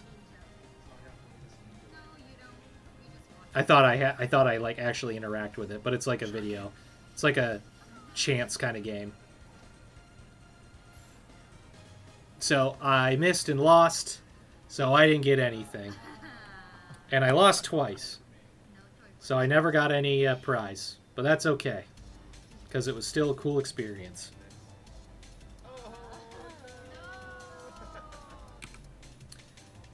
The only reason I took a thing of this is because it would the only reason I got a video of this is because it was had tunes of some song. By the way, it doesn't flash like that. It's how my camera takes footage of it. Anyway, I don't even know why I put this in the slideshow. Washing Machine Go Wash. That's the game I picked up at Mandarake. You picked this up at 7-Eleven. Yes, the 7-Eleven convenience store is S tier. You can't even compare convenience stores over here. They're just amazing in Japan. This was like a spicy chicken. Ayaka got one, so I got one. Pretty good. It's just a cooked spicy chicken. And good for protein. Good for something on the go. So that's more or less our day. Just big chillin'. We're going to go to day 6, but before I do that, this one's not going to be so long. There's a reason for that. Go into the chat here for a second before I start this. Their McDonald's collabs are so much better in Japan. Yeah, again, it's because it's with anime and things we actually like, so it makes sense. Roger says, they lost me with the squid burger they made. I love squid, but fast food tentacles sounds like a good way to be patient zero for the apocalypse. Yeah, I get you. You can buy the pre-made stock cubes for Japanese-style curry in our area. It's nice when I want savory curry. Yep, absolutely. The curry blocks here in the States work well in the pinch, and they're good for meal prep. You guys really like your curry over here. Makoto theme for the win, of course. Gotta have it. Roger says it makes you wonder why American quick stops don't take notes from Japan. I mean, it's a different culture, man. It's just straight up a different culture. Everyone's walking. So that's why there's one in every corner, basically. Yes, they have cars there, yeah, obviously. Yes, you can drive. But, you can get away with just taking the train everywhere if you really wanted to. Oh, hold up. Before I do that. Nope, get out of here. Get out of here. Yo! I'm big tripping.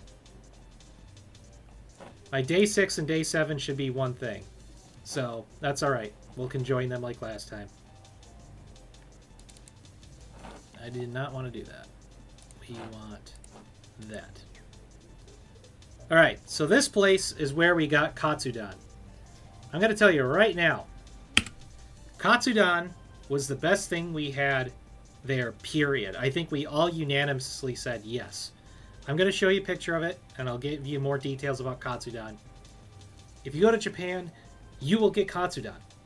If you don't get Katsudon, you didn't have a Japanese experience. That's all there is to it. No debate. There's no debate. This is in Shinjuku. That's the 3D Cat. The 3D Cat billboard, whatever you want to call it, interactive 3D billboard. This is the footage I used for my interview with Jared. So, Jared from Avalanche Reviews. There's Jared. There he is. Okay, here's his pad. He's got a big OLED screen with the retro tank. He's got tons of switchers, as you'll need them for all these damn consoles. There's the PlayStation. There's the Sega Dreamcast, Saturn, Sony PS2, PS3, N64, GameCube, Wii, and Xbox, and a 360 while we're at it. So this is how he records most of his footage, unless he's playing a PC game. And the RetroTink 4K is more or less for scaling these older consoles to make them look even better on modern hardware. So that thing is expensive, by the way. Extremely expensive. I think it's $750. So you gotta be really enthusiast to enjoy that stuff. Naughty naughty! And there's his YouTube plaque for 100k subscribers. He made a joke saying, like, yeah, it's on the floor because I don't give a shit. Which is fair. So, while I was doing that, the fellas went to this park instead. I'm going to take a look at the chat real quick. Roger says, did I get the milk bread egg sandwich? I don't think I did. I'm so sorry to disappoint you, buddy. Antonio says, convenience here in the States does not equal quality, I'm afraid. That is absolutely true. Roger says, when I tell people they look like they eat at a 7-Eleven ham and cheese sandwich, it is in fact an insult. That's true. If you say to someone you look like you eat a 7-Eleven in Japan, all you're doing is calling them poor, not fat. You say that in America, you're calling them poor and fat. So there you go. RPG Maker says he's got quite the setup. Yes, he does. If you're a relatively prolific YouTuber, you gotta. But yep, Dane's here with Godzilla in the background. Big chillin', causing havoc. So I forgot the name of this place, so forgive me. But this is where they went. Great image of Ayaka right there. This is where they went while I was hanging out with Jared. Beautiful. This music actually goes very well with this. This is the Chrono Cross soundtrack now. I try to get like hype songs or calm songs, but this one's a little bit more mystical. I really like this picture too. Very nice picture. Borderline a botanical garden. You can see some of the architecture. Stone trails. I really like these wood bridges too. Those are really nice.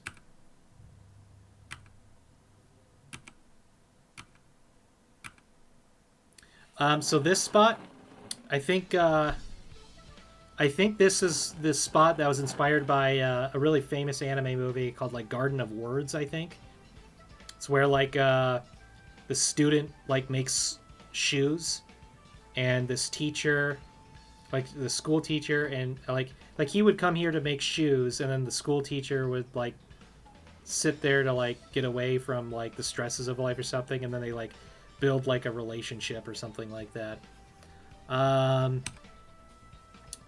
There's Dane and Ayaka chilling underneath that.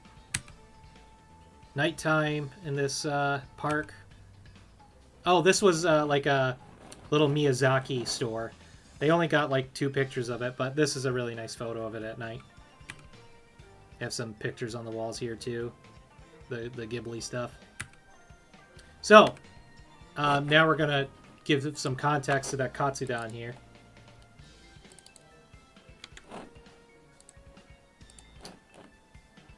I took a picture of that spider because we don't see spiders like that over here. There he is. Slimy and hard. That could be taken out of context. That's a Pokemon card kiosk. I think Dane got something out of that. I can't remember. But I imagine if he's in front of it, he had to have. Looking at the chat here.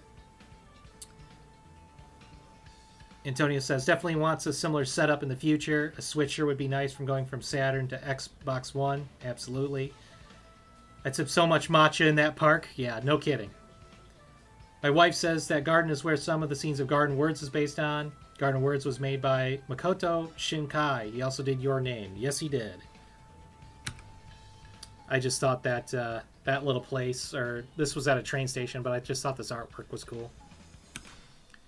So there's my wife, Big Cheesin'. Katsudon! Here we are. This is fried tender pork with a egg layer underneath it with, I think, is almost like an eel sauce, essentially, on a bed of white rice with some real ginger and some real miso soup. And in fact, there was like some clams on the bottom of that to give it that umami flavor. Also, I need to point this out because I didn't mention this at the conveyor belt sushi place, but their wasabi is S tier. Excuse me. As it should be, because that's where it comes from. So, but there's a reason why wasabi tastes better in Japan. It's because the shit we get is essentially flavored horseradish. Gross. I don't like horseradish. My wife hates horseradish, therefore hates wasabi. She tries the wasabi here, she likes it. That's because they don't use fucking horseradish. They use real wasabi. So it's actually a little bit more creamier too. It's less chalky and dusty like it is here. So putting wasabi, a little bit of wasabi on top of your sushi, delicious. I put some wasabi in some of this like rice bed, delicious.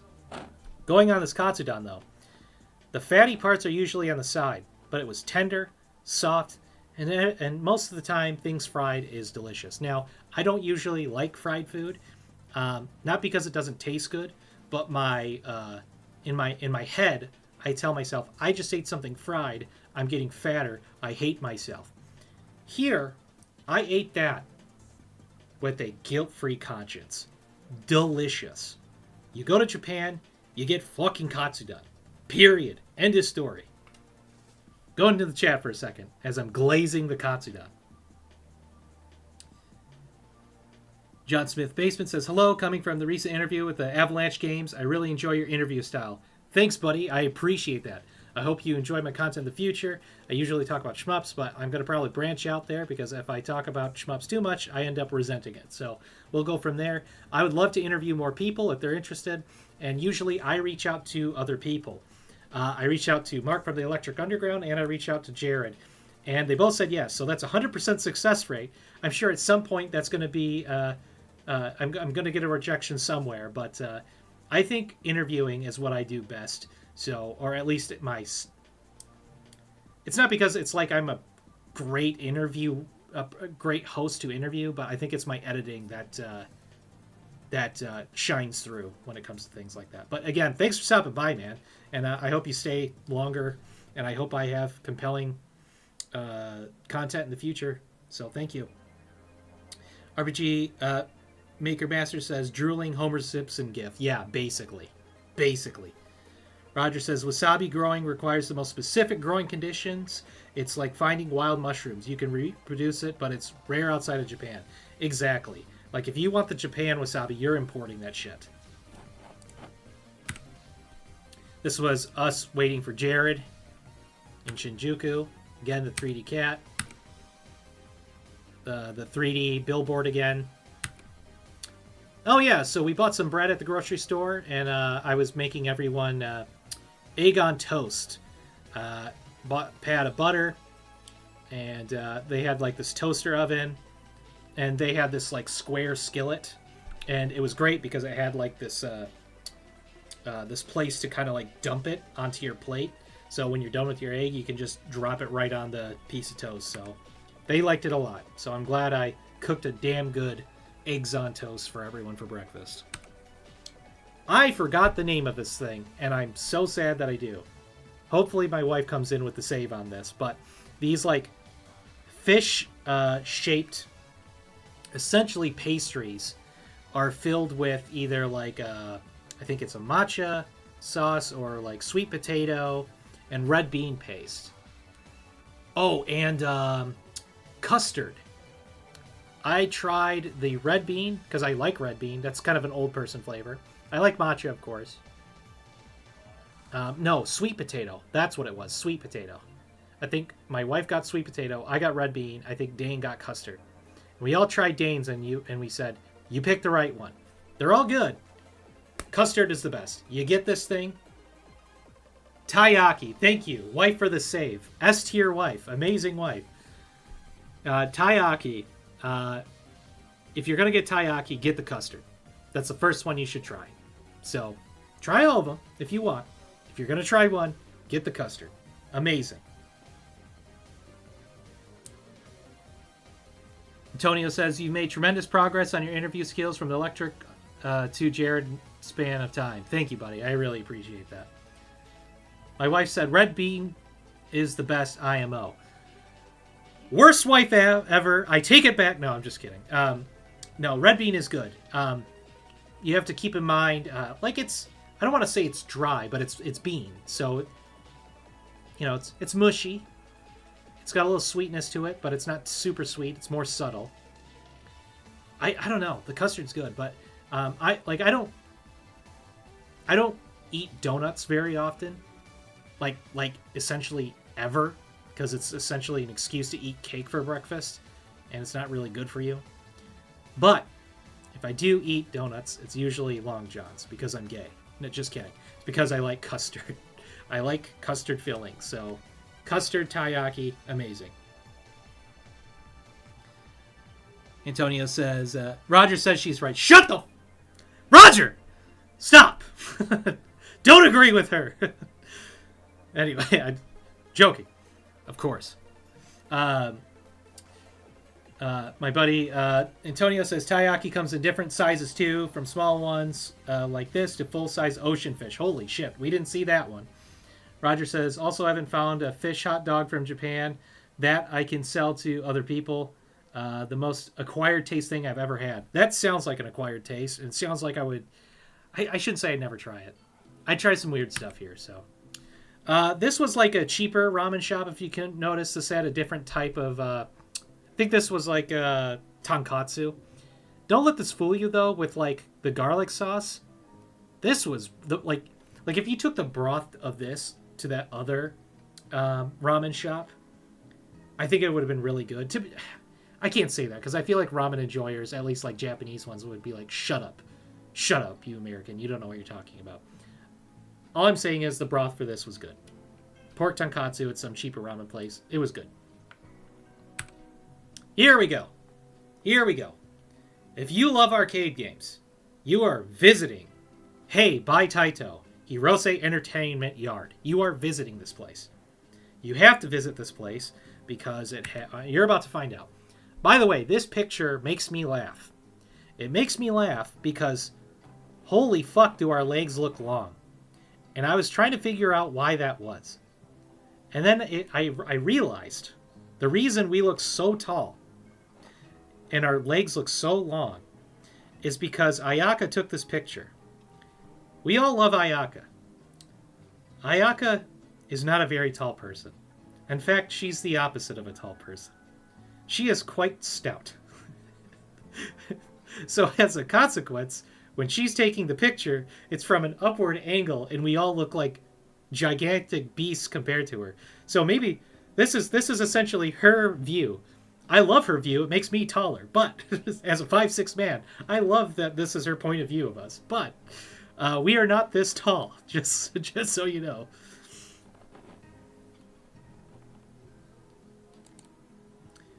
There we go.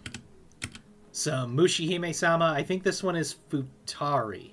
Not the first Mushihime-sama. That's Dane playing that. There's Ayaka and Alicia with some rhythm games, of course. Having a good time. Big cheesing over here. That was all of us playing 4-player Mario Kart. That was us playing cooperative Infinite Boost. This is a Gundam arena battler. So I think Alicia and I were on a team, and Dane and Ayaka were on a team. They fucking crushed us. And I'll never forgive them. And I hate them. I don't hate them. I love them. I think this is a video, right? Right? No, that must have been a picture. I thought this was goofy. This is like girls, except that they were battle boats, battleships, battle boats, battleships. Real weird, goofy Japan shit, of course. It's made by Sega. Look at this controller panel. I don't know the first thing that you do in this game, but it caught my attention enough to take a picture of it. More JoJo, because Dane has an addiction and a problem. And Ayaka was playing with him too, this time, cooperatively. Oh, this one made me laugh a little bit. So, this game, instead of just making it, like, out of service, they just put a portable monitor here and hooked it up that way. Because if you can't see here, it's out of service. This is the big screen, so they just put a portable monitor in order to save it, so to speak. So I thought that was really goofy. All right, now getting to the lewd stuff. Kinda. Not kinda. It just actually. I would have actually bought one of these, because these are the cards that you get at arcades to like keep your data and your currency. I would have gotten one of these for sure, for the novelty of it. And I looked it up on eBay after our trip. There's a reason they're sold out. Apparently, it was like a one-time thing, and now they're like $87. Like, I'm not buying this Gooner stuff for the laughs if it's going to cost that much money. So too bad, so sad. But I thought it was funny. Street Fighter Third Strike. They had this awesome Blaze Blue wall mount here. This was at Mandarake again. Got some art books here. Dane loves Claymore. He loves Claymore. You got this cool Yu Yu Hakusho art book, and you've got Akira Toriyama art book. Antonio says, having those as arcade load-up cards is insane. Yes, it is. Yes, it is. Dane being a big old monkey. Dane is gorilla. These are great photos of him, by the way. I told him to do this. He played it off well. Now, this is Omurice. You definitely want to try Omurice in Japan. Basically, underneath this is a bed of rice, and then it's an egg omelet, and then you cut it, and then it spreads out, and all the egg goo comes out, and then it's seasoned and all that good stuff. I picked a shrimp one. I'm going to tell you this, though. The picture in the menu did not look like this. In fact, it was very lackluster in the way it looked. It was also very lackluster in the way it tasted. Because it tasted this tomato sauce and what looks like 3 small Meyer brand shrimps. This tomato sauce tasted like Campbell's tomato soup.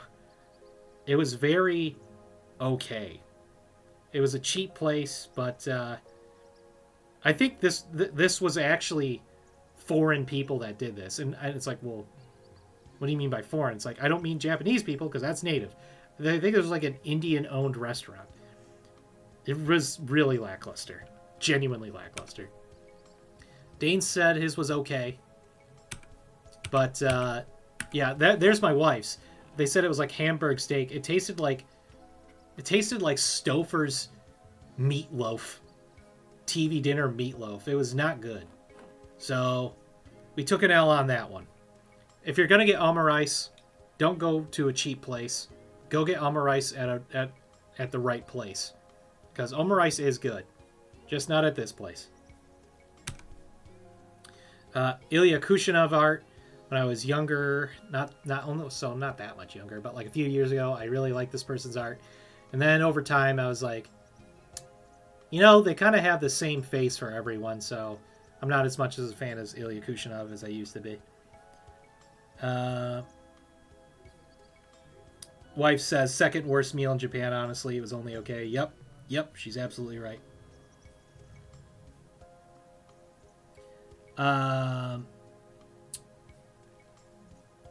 John Smith says, I respectfully disagree with you guys about collecting games. I think as someone who feels sentimental about old stuff, I found great enjoyment collecting and playing games in their original format. Hey, man, I'm going to give you some context on that. Respect. Genuinely. I still have a shelf and it's like a small section of my PS1 games. Sentiment, in fact, I've got a video about this. It's about minimal gaming. You can check it out if you want, but I'm more or less going to repeat this.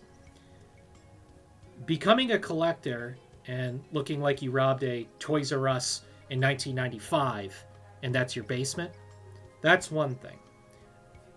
So before I even continue on that, just by that statement alone, you got the money, you could pay your bills, and that's what you want to do, I can't stop you. I do think, personally, at one point I thought that would be really cool, but personally, I think a lot of that's overkill. And the reason I think that is because you're not actually going to play some of those games. If you have that big of a collection, I don't think you'll end up actually playing those games, or at least completing all of them. If you do, you've got a lot of time, and good. That's excellent. But what I will say is I have a whole section about sentimentality when it comes to games. If something is like integral to you as a person, keep it.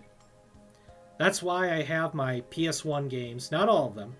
Some of them, like I beat all the Crash Bandicoot games so many times that I don't really have a reason to own them.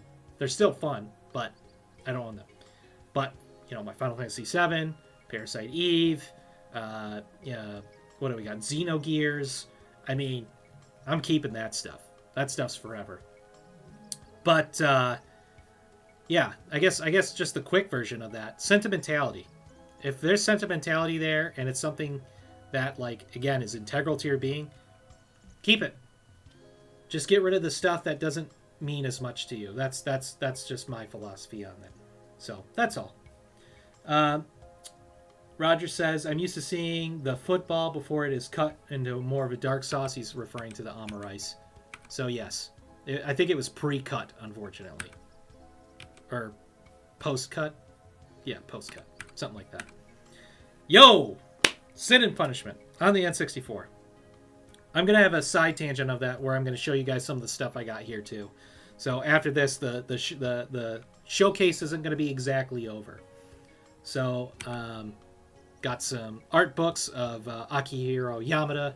Love that guy. I'll give him more context later as well. And I think we're set with that day. Day 8. This is Odaiba. This is Gundam statue time, fellas. Showing some more stuff that we got in Japan. So, I got Ayaka this black DSi because I modded my white DSi, and I wanted her to enjoy that, so I bought an SD card before I came to Japan in order to mod it and give it the Twilight menu, where you can totally do legal things and have legal backups of all your DS games. So, she gets to enjoy that, and she used to play Dragon Quest on the DS, so this is... I got that for her as a thank you for... all the stuff that she was doing for us. So, here's the shirt. Here's the kind of naughty shirt that I was alluding to all the way at the beginning of this stream. Basically, the first time we went to... I'm not even going to say it. First time we passed by the store and we saw these shirts and we're like, those kind of look cool. Dane was right for picking the white one. I should have got the white one too, but we did the opposites to have this picture. So we saw the shirt and we're like, I know it's a little lewd, but it's kind of a cool shirt. So days passed, we're like, man, I think we should go buy that shirt. I'm like, yeah, I think you're right. So we go back. The first time we went in there, we saw the shirt, and then we went inside. It was nothing but cards, like Pokemon cards, Yu-Gi-Oh cards, Magic cards. It was just a card shop. And we're like, what does this have to do with the shirt? I'm like, okay, whatever. Then when we decided to go to Akihabara again, we're like, we're going to go get that shirt. Turns out that was a Mandarake, and we were on the first floor. Each floor had a different section. So we actually been to Mandarake already before we went to the Shibuya one, just in Akihabara. So that's where we got other stuff there as well. So I thought that was really funny. There's my wife and I looking like goobers, posing like we're top shit. And so by this time we hit, ooh, we skipped a bit, so maybe we'll have some videos here. Let's make sure the videos are here. Yikes, where are those videos?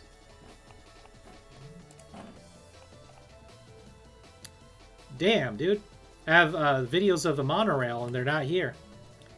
You know what? We're going to go off the rail for a second. I have no problem doing that. We're going to just go straight to the sauce. I think. Nope, no we're not. We're going to go to...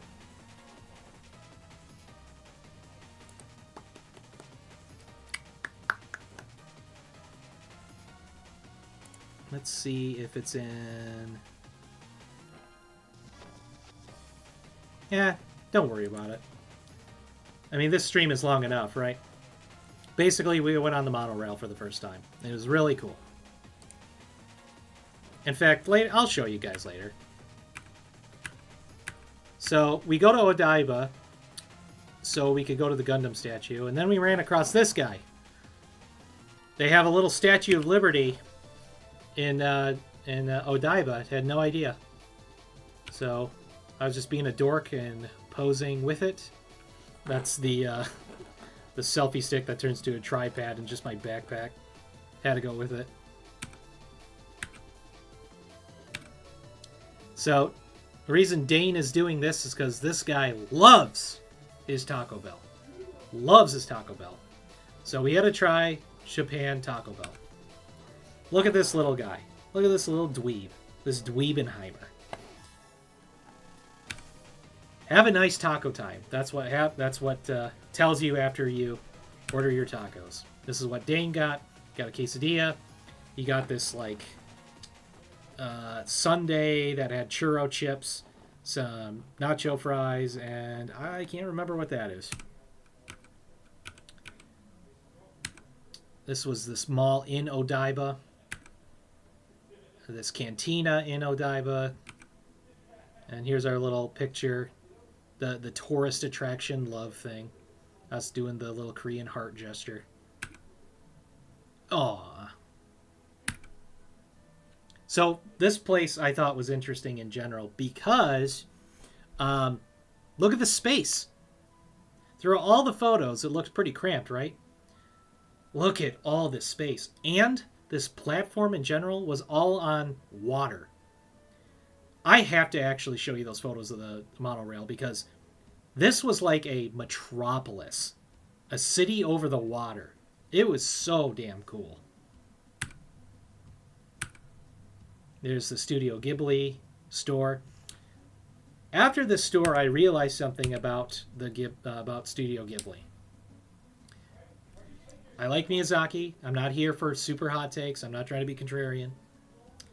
But I feel like over time, Ghibli has just not been hitting me as much as it used to.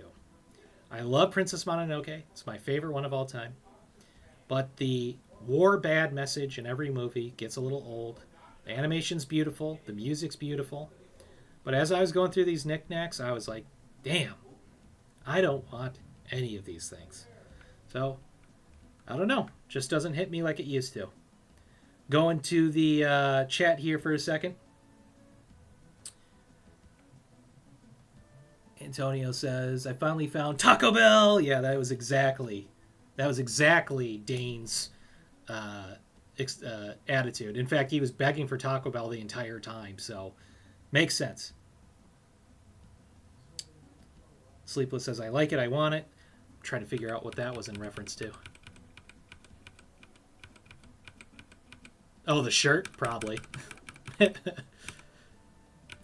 I'll tell you what, though. I'm not wearing that shit in public very often.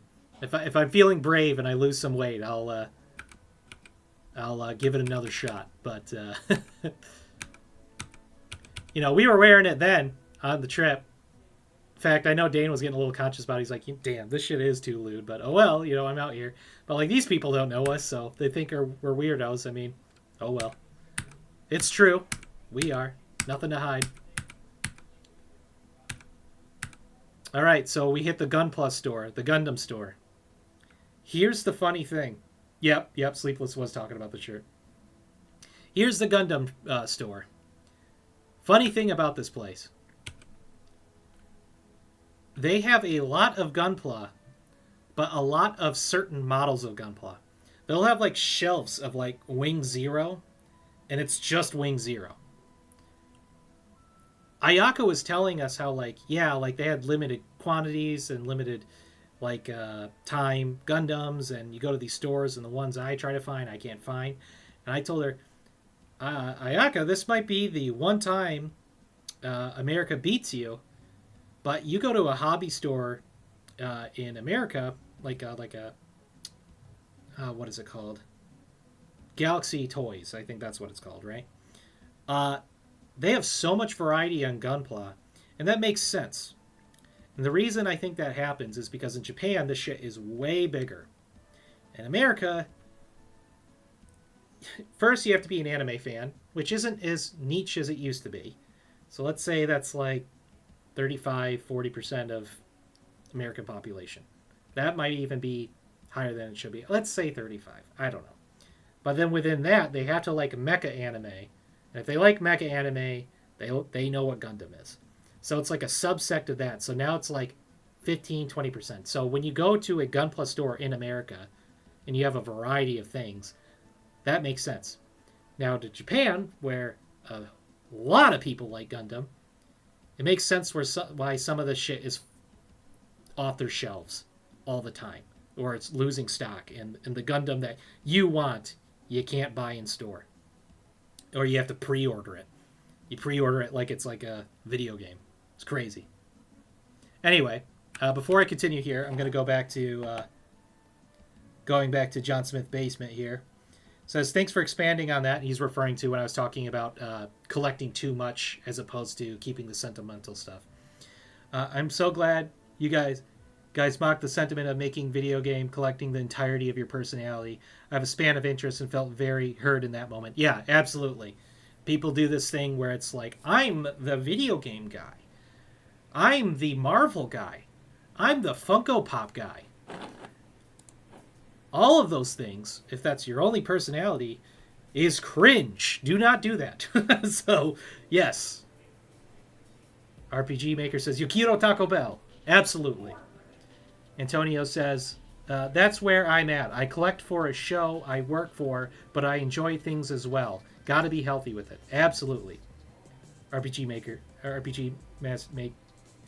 Master says, so much room for activities. Sleepless says, the newer ones are pretty bland. If he's talking about Gundams, then yeah, they kind of are.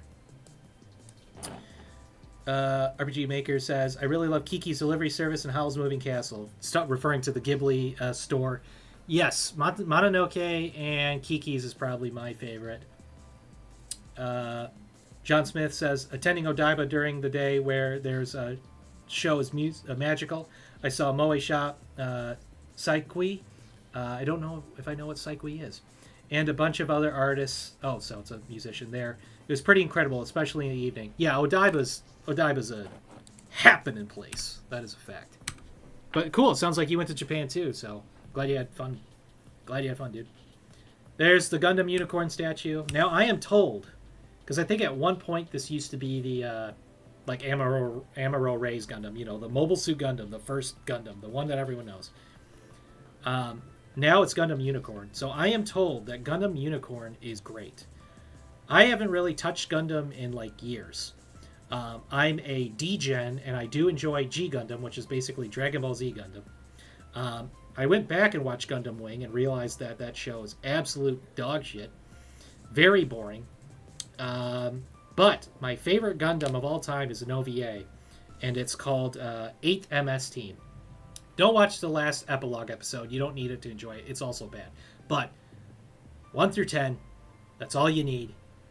Excellent. Guerrilla warfare, Romeo and Juliet story, good symbolism in a couple parts too. So if you haven't watched 8th MS Team, it's only 10 episodes. Enjoy it. Some more cool imagery of the Gundam statue. Us in front of it, cheesing, being little goobs, little goobers. Dane with his Chad eyebrow raise. Dane also enjoying, I think, more Wagyu. In fact, his the more I look at this, even though this is from Japan, this is borderline just an American breakfast I'm looking at. Just take away the rice, and this is super American. Look at the orange juice there. More awesome shots at night. Oh, this is that's Tokyo Tower that's lit up there. And that bridge is famous too. So that's why I took a picture of this guy. Light, just posing in front of the illumination, the dive illumination there. More beautiful pictures of the bridge and Tokyo Tower. So you can't really see it. We were trying to be funny, but we saw this strange liquid on here. So Dane took a picture of me as if like I pissed myself on the on the train. So tee hee ha ha. At age 33, we still laughing at pee pee poo poo jokes. And we grabbed some crepes. We're gonna say crepes. The other one sounds like the other bad word. So crepes. So here's my opinion on it. It is good, but I felt like a 16-year-old girl eating it. It is very sweet. For some reason, the scene. And you can eat whatever you want. I'm not trying to say if you eat this, you're a girl. That's not what I'm trying to say. But it just seems like chicks would enjoy this more than guys. It was just very sweet. And then we went back to play some more rhythm games at the arcade at the Taito game station. So there's that. I am going to... You guys deserve to see the monorail. And I have it stored on my USB hard drive here. So I'm going to show you that. So let's take a look here. Japan. Japan trip. Is it going to be in here? Is it going to be in here? Because this is my Google... No.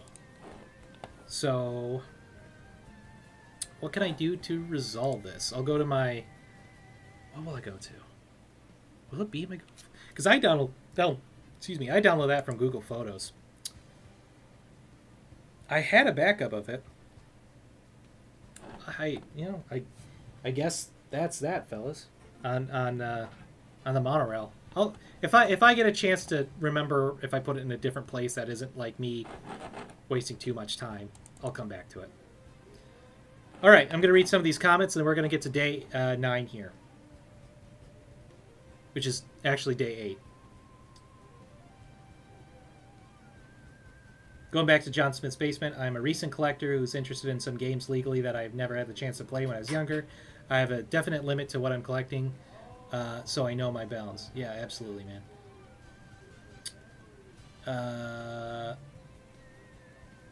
John says, attending though, yep, no, he already said that. Taisho 94, you're back. Missed you, man. Good to see you. Thanks for swinging by, man. I appreciate you cheering me on. By the way, guys, I'm going to shill for a second. If you like what I do, support me on Patreon. Leave me a tip if you want. I'll be back more frequently. The reason I have to rely on Ko-Fi now is because I was going to make this like I was going to look into the monetization of this, where you like get donos through YouTube. At one point I could when I was consistent, but now I can't because I haven't been consistent. So like a job, you don't show up to work, you don't get paid. So they took my monetization away for now. The more I upload, I'll get it back. So at least for live streams. So anyway, in the meantime, if you want to leave me a dono, go to Ko-Fi. All right, now, this is in a weird order. But the whole thing's been in a weird order, so we just play.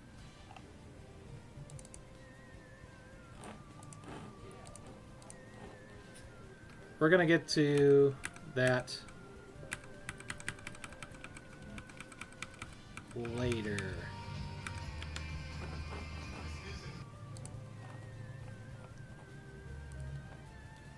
You know what? We're just gonna go. That's all right. All right. So this was at the Meiji Shrine. This is where you pull out a stick, has a number on it. You pull out the number, and you get this little pamphlet where you get your fortune read to you, and it's also translated. So they have it in Japanese and English, so they know that the tourists are stopping by here. We also have this in safekeepings, but you take the stamp and put it on your brochure. And they have a date for it as well, so I really like this thing. It's a neat little brochure. Here's a little garden at the Meiji Shrine. I think I did this shot like 50 times. I don't know why I did that. I don't know why I kept doing that. Spazzing out. Okay, as if the fourth time wasn't enough. We got some plants here. My wife in hot pants. God damn. God damn. We got this crane here. Is this the one where he... No, this is the one where he eats the bug. He's looking. He's looking. And... Yum.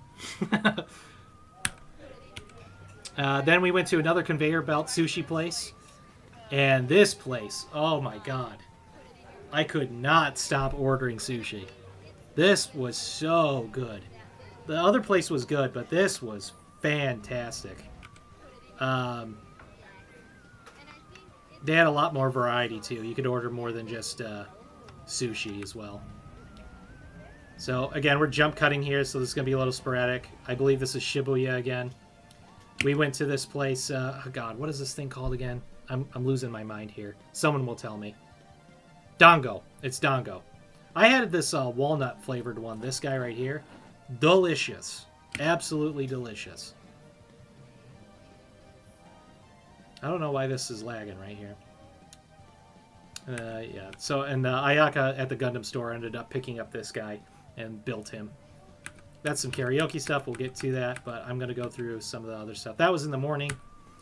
My wife made this crochet pumpkin pie guy for Ayaka, and we did that because before we went to Japan, we asked Ayaka, you haven't been in America in a while. Are there things from America you would like? All food related, so she asked for Reese's Cups, Little Debbie's oatmeal cream pies, Pop-Tarts. Here's the other thing, though. She loves pumpkin pie. It's not really a thing in Japan. It kind of is, but not really. They really like their sweet potato stuff, which kind of tastes pumpkin-y, but clearly not the same. So since we couldn't bring a whole-ass pumpkin pie to her, she made her a crocheted little pumpkin pie guy with a little whipped cream on top. Very cute. Here's some photos of the Meiji Shrine. Dane, big cheesin'. My wife and I, big cheesin'. I love that photo. Us being dorks. Looking at the chat for a second here. John Smith Basement. I like how you organized your trip by day. That's pretty cool. Did you spend most of your time in Tokyo? There's so much more of the country besides Tokyo, even though it's a great city. Yeah, no. We pretty much spent most of our time around Tokyo or in Tokyo. And this was our first international trip. We're going to go again, and we're probably going to hit Osaka next. I would love to go to Osaka. Osaka seems more of up my alley for some reason. I can't put my finger on it. It seems almost like a less in-your-face Tokyo, but still happening, if that makes sense. RPG Maker Master says, I can't wait to go to the Meiji Shrine. Brother, enjoy it. Lots of walking, though, which you're already walking to begin with. So stay hydrated, get your electrolytes, have some little snackies, which you can pick up conveniently at the convenience store, the Konbini. Tonya says, I'm Mr. Crane. I eat the bug. Very, very, very good. Dango. Yes, it is Dango. Good picture.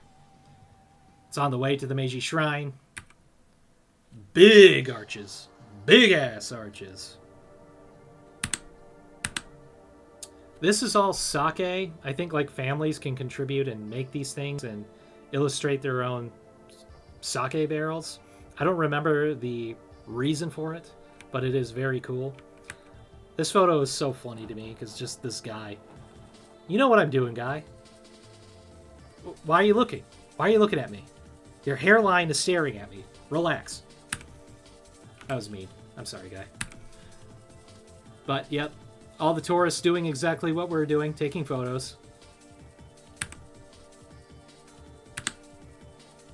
Oh yeah, so we bought some charms here. They each stand for something. As you can see here, for getting a good job, finding a good partner, protection from evil. In fact, one of our friends, yeah, save childbirth. We did that for our band here, or my bud here in the chat, since they're expecting this month. So yeah, you'll have safe childbirth. We got you the charm. There's no way it can go wrong. So you're in good hands. Omikuji again. Dane big cheesing in front of the temple. One of my favorite photos with my pal. So very good photo. So this one is where you put in a offering. Can be whatever much money you want. Ask for what you wish for, and then you put it in a box. John Smith Basement says Osaka is kind of like LA of Japan. It's much wackier than Tokyo. Also, lots of street food in Osaka as well. Yeah, like I saw they had this crazy like cheese pizza there, and definitely want to check that out at some point. Dane putting his donation and wish in. My wife and I about to submit that as well. So that was funny. I don't know if I have an image of that somewhere. Yeah, all these pictures are so out of order. That's so unfortunate. I have this picture of me like with my like camera out, and this guy just landed on my finger, and he wouldn't get off. He was just chilling. He was just vibing with us. So he was like on my finger for like 5 minutes. He did not want to go. He was clinging for dear life. More imagery of the garden at the shrine. Ayaka being a big goober. Actually, a tiny goober compared to Dane. Dane's the big goober. Ayaka's the tiny goober. Just taking a chill pill for a second after all the walking.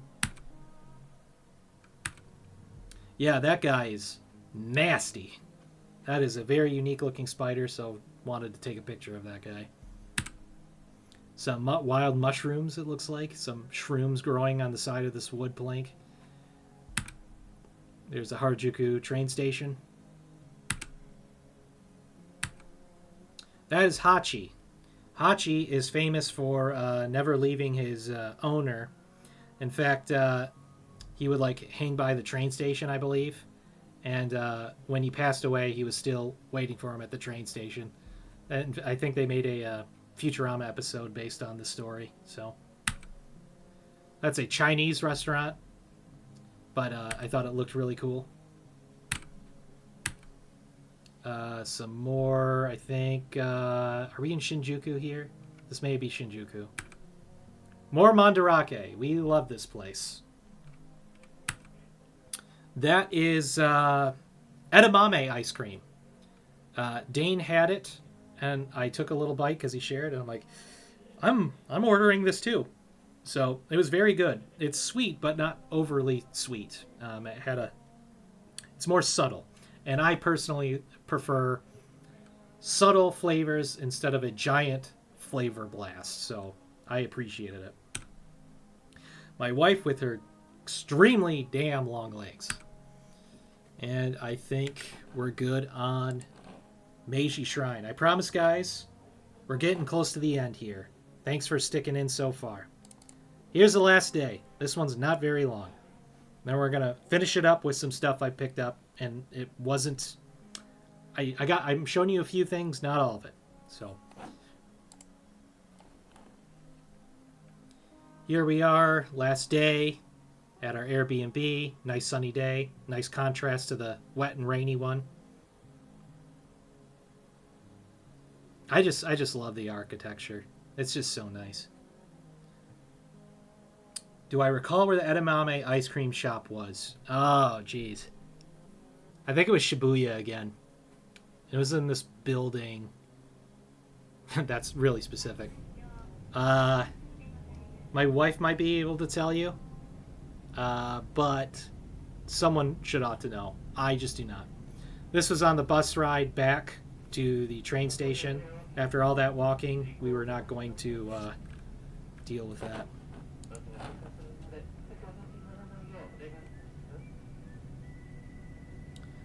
But Yeah, I love the architecture. That was before the bus ride. Wife making faces at me. So we tried one more dish before we left. It was at the train station. This is okyudon. I think that's how you pronounce it. It's basically chicken on a bed of rice with it's actually sweet. There's a sweetness to it. You wouldn't have expected that, but it's a sweeter dish. But they put a raw egg over it, and since the food is already hot, it pretty much is cooked. That's what the white bits are here. Now, if you didn't notice, this yolk is super orange. Their eggs in Japan are very orange, and I think the reason that is one, I think the chickens are better taken care of. Take that with a grain of salt, but because I don't know that for a fact, but if you see the quality of food standards in Japan compared to us, it wouldn't be too shocking if that was the case. But more pressing, I also did hear in the food that they feed their chickens. Not, you don't feed eggs. Feed the chickens is turmeric. So that could be why that this is nice bright orange. So the dish was good, but if people are weirded out by raw egg, I argue it's kind of not after it's sitting on top of something cooked. But, if you're not for it, I get it. It weirded me out, but I was willing to give it a shot. I think it's fine. I think other people will like it more than I did. But again, you're grabbing the katsudon if you're going to Japan. Sushi is obvious. Ramen is obvious. Katsudon. Get the katsudon.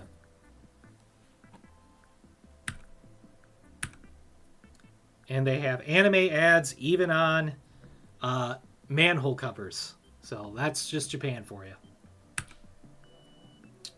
Just taking a picture of Japanese water bottle because cool Japan. Ayaka's not going to like that. So out of respect for her, I'll keep it on there for another 10 seconds. No, just kidding. So that was us leaving, saying our goodbyes. We're all sweaty and tired. Our tickets. I grabbed a maple version of Calorie Mate. So I think that and the vanilla one were really good. Sorry, I had to scratch my ear there for a second. That's us finally landing. Again, we're fucking tired. Coming back home. You know what's so funny? Oh, God. We got delayed so often because we did layover. And we were in Chicago. We were supposed to only be there for like an hour and a half. We were there until like 8. We tried doing like rental cars, but it was too expensive. And we just could not do it. So it got pushed all the way at night. And then you get onto the Chicago to our destination, 20-minute plane ride. It's like, I'm glad that we got delayed that long for that reason. Just crazy. Anyway, now we're going to do something really interesting. I'm going to leave it on that picture of Calorie Mate while I set this up. I found this app where I can stream my phone, which is actually no, I can't do that. Never mind. Stream my phone to use as a webcam. And this is how I'm going to show you guys some of the stuff I got in Japan. So I was kind of waiting for this. So let's get that set up here. Yo, look at that. So now I'm going to switch it up on OBS and change my image from my display to items. Should be going. Where did that go?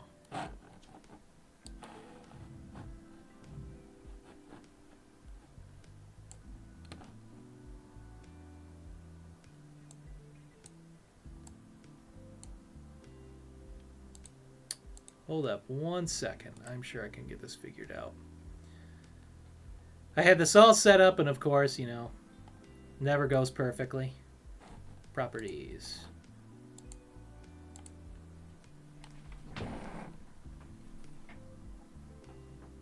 It's showing it right there, but it's not showing it through the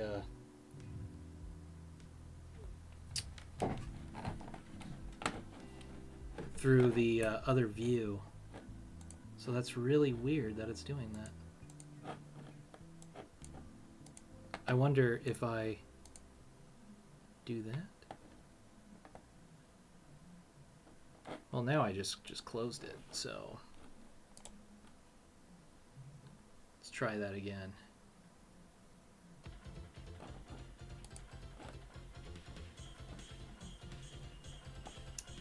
That's all right. We'll just do display, and I'll just maximize that bad boy. All right. Well, that's pretty cool, right? That I could do something like that. It's called Irian Webcam, so very cool. This is Terra Fantastica. This is the same artist that I really like, which is Akihiro Yamada. This thing was dirt cheap, and I had to get it because I like Akihiro Yamada. I really love the Sega Saturn discs. They look really nice. There's a Japanese receipt there. We'll go through the booklet here real quickly. While that's doing its thing, I'm going to take a look at the chat too. John Smith Basement says, I really miss buying stuff from vending machines and subways. How do you guys know? Ayaka-san, pretty cool that you know someone who's actually there to show you guys around. Yeah, that's a story I will definitely share here in a second. Terra Fantastica booklet here. I could probably tell a story as we're going through this.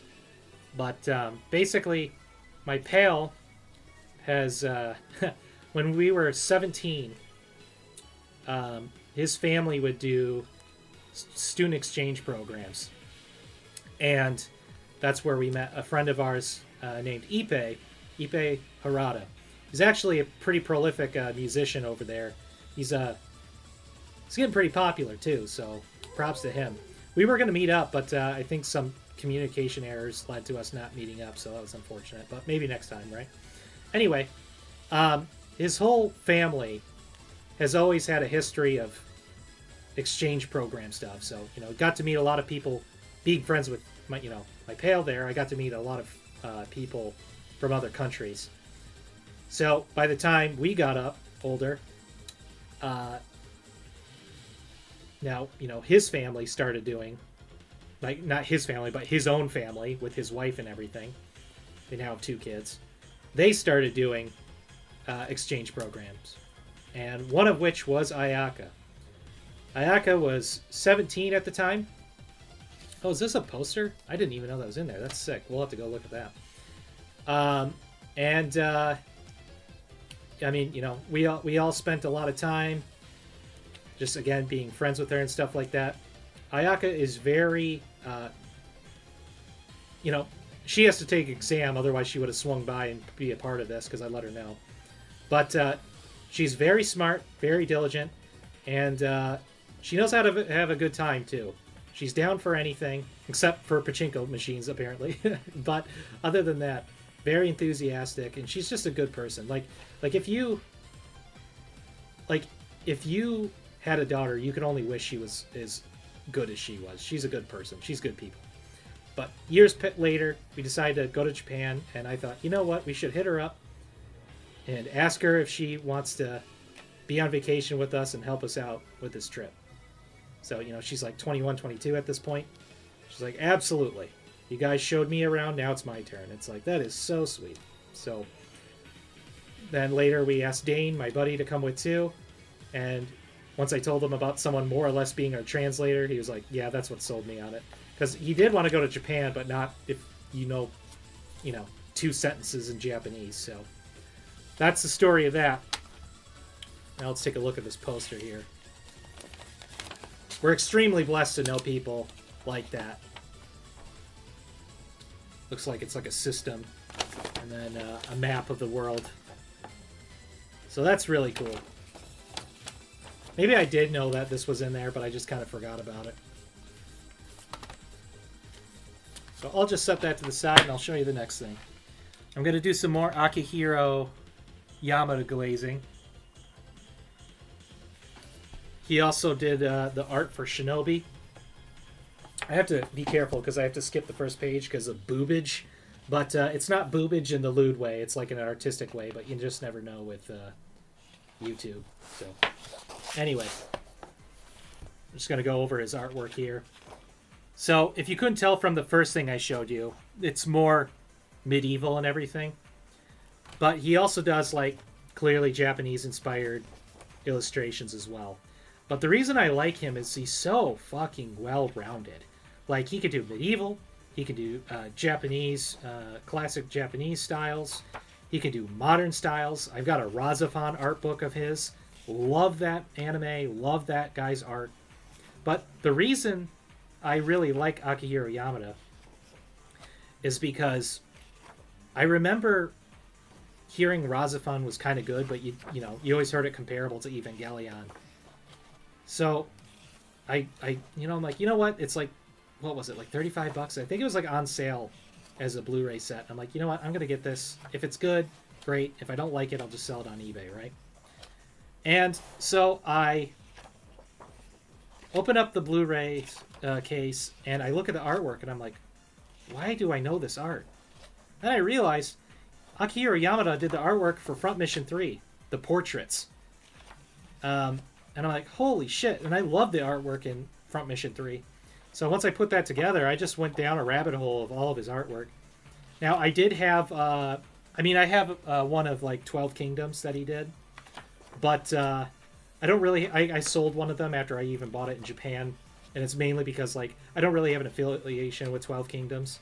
And I don't think that art book was as good because it was more based on the anime artwork than it was his illustrations. This is fucking hilarious. The next 12 Kingdoms book I have is much better. So I'm just going to skim through the rest of this. But again, amazing artist. I think that's Tsukasa Jin, or Tsukasa Jun. That guy, I think that's Tsukasa Jun. That guy did, he did artwork for like this shmup with a chick with huge boobs. And it's like, that doesn't really explain much, but if you're into shmups, you know who I'm talking about. I forgot her name, though. Again, beautiful artwork. Alright, we're going to do another Akihiro Yamada, and then we'll stop glazing him, and I'll show you some other cool stuff, too.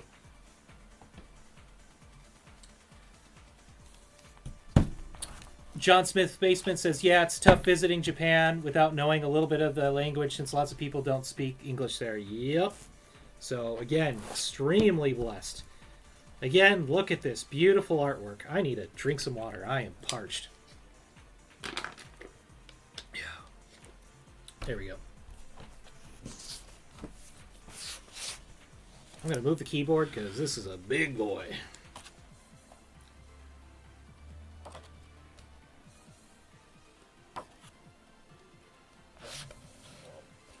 And so this is kind of what I mean by modern, even though this is some like this I think this series has something with modern and like old stuff.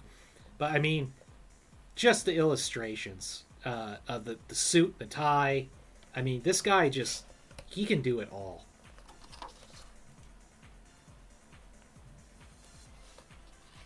I think he does like a combo of like watercolor and something else too. It's just an extremely unique style.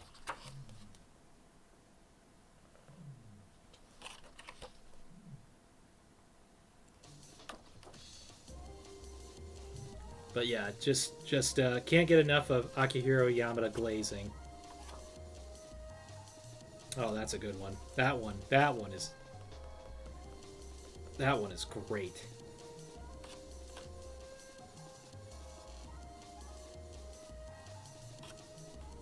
But yep, so that's Akihiro Yamada. I don't need to go through all of it here, but you get it. So now let's get to some of the goofier stuff and or gaming related stuff. Alright. Don't call me a Coomer for this one. This is made by Yomu or Yomi. Yom. He has an Instagram. And I remember seeing some of his stuff. His expertise is drawing office ladies. And this is the protagonist. And basically she has a crush on one of the guy employees, and she seems to be fighting the attention to other girls that allude to liking the guy as well. It's like an Instagram or like some kind of webcomic. And so when I saw this at a store, I was like, oh shit, I'm going to pick this up. I'm going to show you this one image. I won't make it super long. It is suggestive, but there is no nudity. And then pretty much the rest of the book is pretty safe. So I'll make that real quick. Bah! There you go. Was that enough? Was that enough, guys? All right, we're going to move on. So, again, it's just when you see, like, artists, like, on Twitter or Instagram, and then you see, like, actual books for it. It's like, oh, that's so cool. Yeah, and they do that thing where, like, the guy has no eyes or whatever. And I think that's for the viewer to, or the reader to, like, that's the vessel to insert yourself into. So it's obviously intentional. You could call it cringe, and you'd probably be right. I wish office ladies also liked me. It's like that kind of thing going on. She does this thing where she, like, daydreams certain moments, too. Like, with being with a guy or something. That's a good one, too. But anyway, that's that guy. Then I'm going to get to what people will be somewhat familiar with if they like video games. It's still kind of niche. Sume Tubatsu, Sin and Punishment. Now, I'm going to be the first to tell you. N64, not my favorite console. It has nothing to do with the controller. Everyone talks about the controller. Is it goofy? Is it goofy that there's a controller that has a cock on it? Yeah, kinda. That being said, I didn't really care. It was comfortable enough. But the games I played on it and really liked. Yes, everyone likes Smash. I like Smash. But I really loved Mischief Makers and Sin and Punishment. And I didn't really jump into this until years later. Mischief Makers was made by a company called Treasure. Treasure is responsible for Gunstar Heroes. That is a Sega Genesis game, and people love Gunstar Heroes. They also make Guardian Heroes on the Sega Saturn, which is a beat-em-up. People really like that too. They're also known for Radiant Silvergun, a shmup, and Ikaruga, a shmup. But between Ikaruga and whatever I just said, they made Sin and Punishment on the N64. Extremely unique rail shooter game.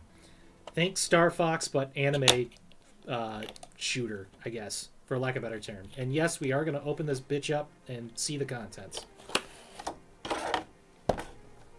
Going to look at the comments here for a second. RPG Maker Master said, "Those are some beautiful drawings. I can't even draw Stickman well." Yeah, I'm sure those drawings of women are quite beautiful. Thank you. John Smith Basement says it was enough to not get demonetized. Yeah, exactly. She was in a bikini. Relax. Gosh. What are you, my mom? God.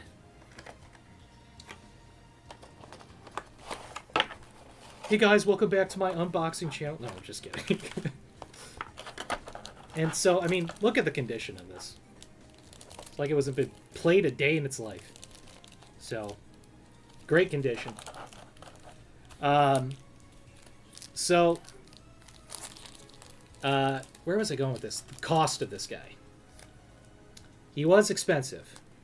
Basically equivalent to $120. But that goes to what I was saying earlier. You find the super rare thing that you're trying to find, you just buy it.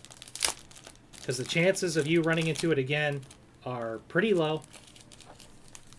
And if it's something you really wanted, you're not going to regret it unless you spent $5 kajillion on it. So, but just how to play. There's my receipt, my Japanese receipt.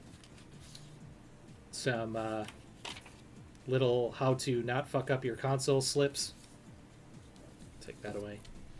How scoring works, how the gameplay works. But then we're going to get to the booklet here. Also, I forgot the guy's name, but the artist for this guy is excellent.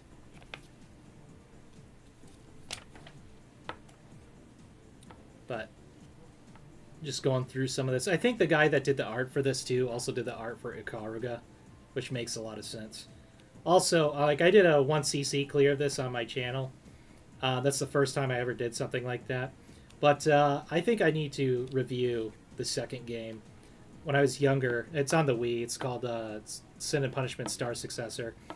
It really utilizes the Wiimote and the nunchuck very well. But the game, I remember getting halfway through it, and I really liked it. But for some reason, I just didn't stick with it, and I really can't imagine I had a good reason for it. I don't think it'll be like, oh, it's because it's too hard. It's those games are hard, but like maybe I was just distracted with something else.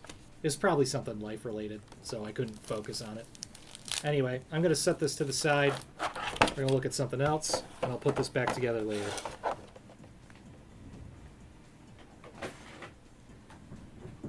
Second to last thing. The last thing is extremely quick. Gonna take a look at the chat for a second. Antonio says, my experience so far with buying Saturn games, at least straight from Japan, has been for the prices they've... Let me reread that. So far with buying Saturn games, at least straight from Japan, has been for the prices they've been remarkably clean and tidy. Yes, they take care of their shit. All right. Initial D magazine. The reason I thought this was cool, I don't really have an affiliation with Initial D, but I love this guy's illustrations. I love that, like I know there's an anime of this, and I shy away from it because the CG for the cars are not good, for lack of a better term. But the illustrations, man, totally different story. But this isn't just an art book of Initial D. This is a car enthusiast hobbyist book sponsored by Initial D. So you're getting combos of a combo of like enthusiast car racers and cars in general with Initial D artwork inside of it.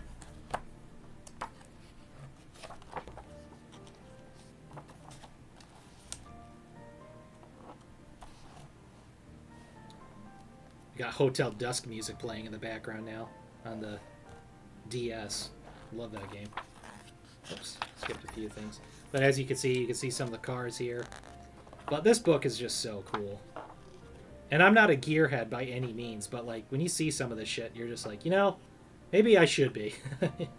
It's just I'd be broke. I have to have more money to have a hobby like this. But I do like fixing things up, so there's that. But you know, that's the thing. This was found in a magazine store in Japan. And just their magazines are so much fun. And speaking of that, I just said a magazine store. A magazine places are they always have a section at konbinis, convenience stores. The fact that I even said magazines should like shock you, because everything in America is just like pop culture, fake in Hollywood garbage, what else? Cooking, tabloids, all that stuff. Meanwhile, it's like the magazine stores are just full of hobbyist stuff, full of art, full of manga, illustrations, anything you could think of. And it's like, geez, these people just know how to have fun. Like, I know it's like, you know, modern day, and you can just look up stuff on a website, look up images, but like actually having physical, tangible, touchable, feelable, you know, stuff. It's just nice. And it's not like this was expensive. I think this was just under $20. So that's my rant on on physical stuff, I guess. That's a nice picture. D gallery. I think there's an image. Whoa! Whoa! Hey! Hey! You can't be looking at things like that. Ah! No, but nice plaid shirt. I really like this illustration. And no, not because there's a half-naked chick in there. It's just a nice illustration. Or it's just all coat.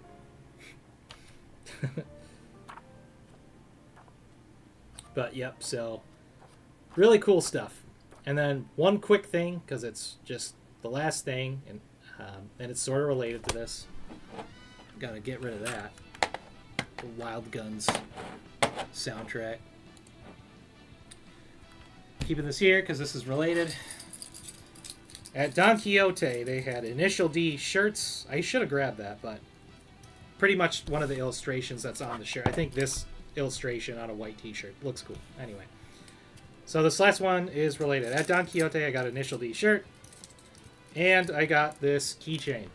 I could just probably do this.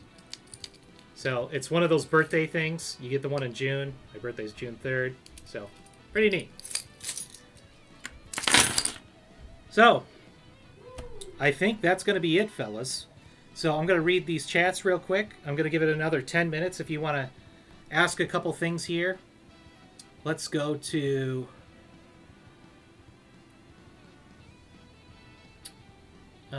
John Smith Basement. That's how I feel about collecting physical copies of game-related things. I sell all my original Nintendo Power magazines from when I was growing up in 2003 to 2008. Oh yeah, so I used to have a couple of those. I did end up getting rid of them, but there's some other magazines of something else that I grabbed. In fact, I did get a magazine from Japan.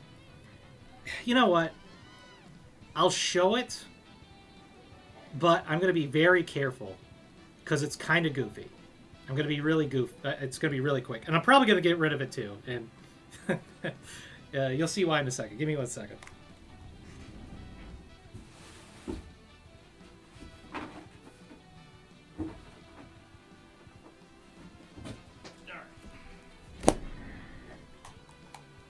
All right. So... before I get to the magazine, I did at Mandarake get some DNA manga. This was made by, oh my god, what's his name? He's very popular. Well, he's popular, obviously. He's the guy that made Aizu and Video Girl AI. And even though that OVA is clearly... like, this guy knows what men's interests are. He makes these very attractive chicks... oh, they're almost always, like, panty shots. Yeah. But somehow he finds a way for, like, some of this stuff to have, like, heart. And it's more than just hot chicks. And again, where I know this author knows his male demographic, it's not just because of the illustrations of the girls. It's also because it's, like, guys saving the girls, saving the day. And it's just, like, hitting all those masculine tropes. And it's like, man, he's got this shit down to a T. He knows who his audience is. But I don't think anything's so bad to the point where it's ridiculous. But yeah, I'll try to be safe. If we come across something goofy, we will just throw it. But the premise of DNA is basically... this guy, any time he sees like a chick that he finds attractive, and especially if they're looking a little too hot, he barfs. And basically, some chick from the future comes to the past to shoot him because he becomes what's known as this mega playboy and prevents the world population from growing because, what was it? Like, because he becomes a playboy and all the girls can't stop being around him, like, no one's populating. So he's like the reason for like population degrowth in the future, which is extremely funny. Although on its surface, this is I think a 90s premise. I wonder if this was like a response culturally to Japan, because if you don't know this already, their birth rate is fucking terrible. They're a very secular place, and so is Korea, South Korea specifically, and no one's having babies. And so maybe this was like the early signs of the culture showing like, hey, we need to actually start having population and stuff like that. But, you know, I don't know. Maybe I'm thinking too much of it. But a very Japanese premise, very goofy. But fun regardless. Anyway, going right here. Tony says, have a good night. Excited to see more live streams in the future. Thanks, buddy. John Smith Basement says, never forget Electronic Gaming Monthly. Yeah, no kidding. All right, so here's the one that I'm going to just sort of half show. Look, there's no nudity. I thought this was really, really funny. I'm going to explain the premise, and then I'll go through a couple pages here. So, in magazine shops, there is like manga, obviously, like Shonen Jumps, and then the competitors to Shonen Jumps. But sometimes they have magazines of like Shonen magazines where they know their male audience too well, where it's literally a picture of a Japanese model on the cover, and then the whole thing is just manga. And that made me laugh because basically I asked Ayaka, why is this a thing? Because like all it is like it's just a manga. Then they just put a attractive chick in it. That's it. And she's like, yeah, it's just to get the male audience. That's all there is to it. So it's like, okay. But yeah, that's that. I'm not going into the... Again, there's no nudity in it or anything, but again, don't want to risk the demon stuff. But I guess that's tantamount to like those calendars where like okay, so we're gonna have this... DeWitt is gonna have like these tool calendars, and we're gonna have hot chicks holding power tools. It's like the two things people like, guys like, power tools and hot chicks, and it's like, yeah, I guess it's that. So that's really funny. Anyway, good night, RPG Maker Master. I am ending this already anyway. Thanks for sticking by the entire time. Thank you guys in general for swinging by the entire time. I appreciate all that came in. And again, feel free to leave me a tip on Ko-Fi and subscribe to me on Patreon. I've got more things coming. Despite the small crowd, this was a lot of fun. So take it easy, guys, and have a good night.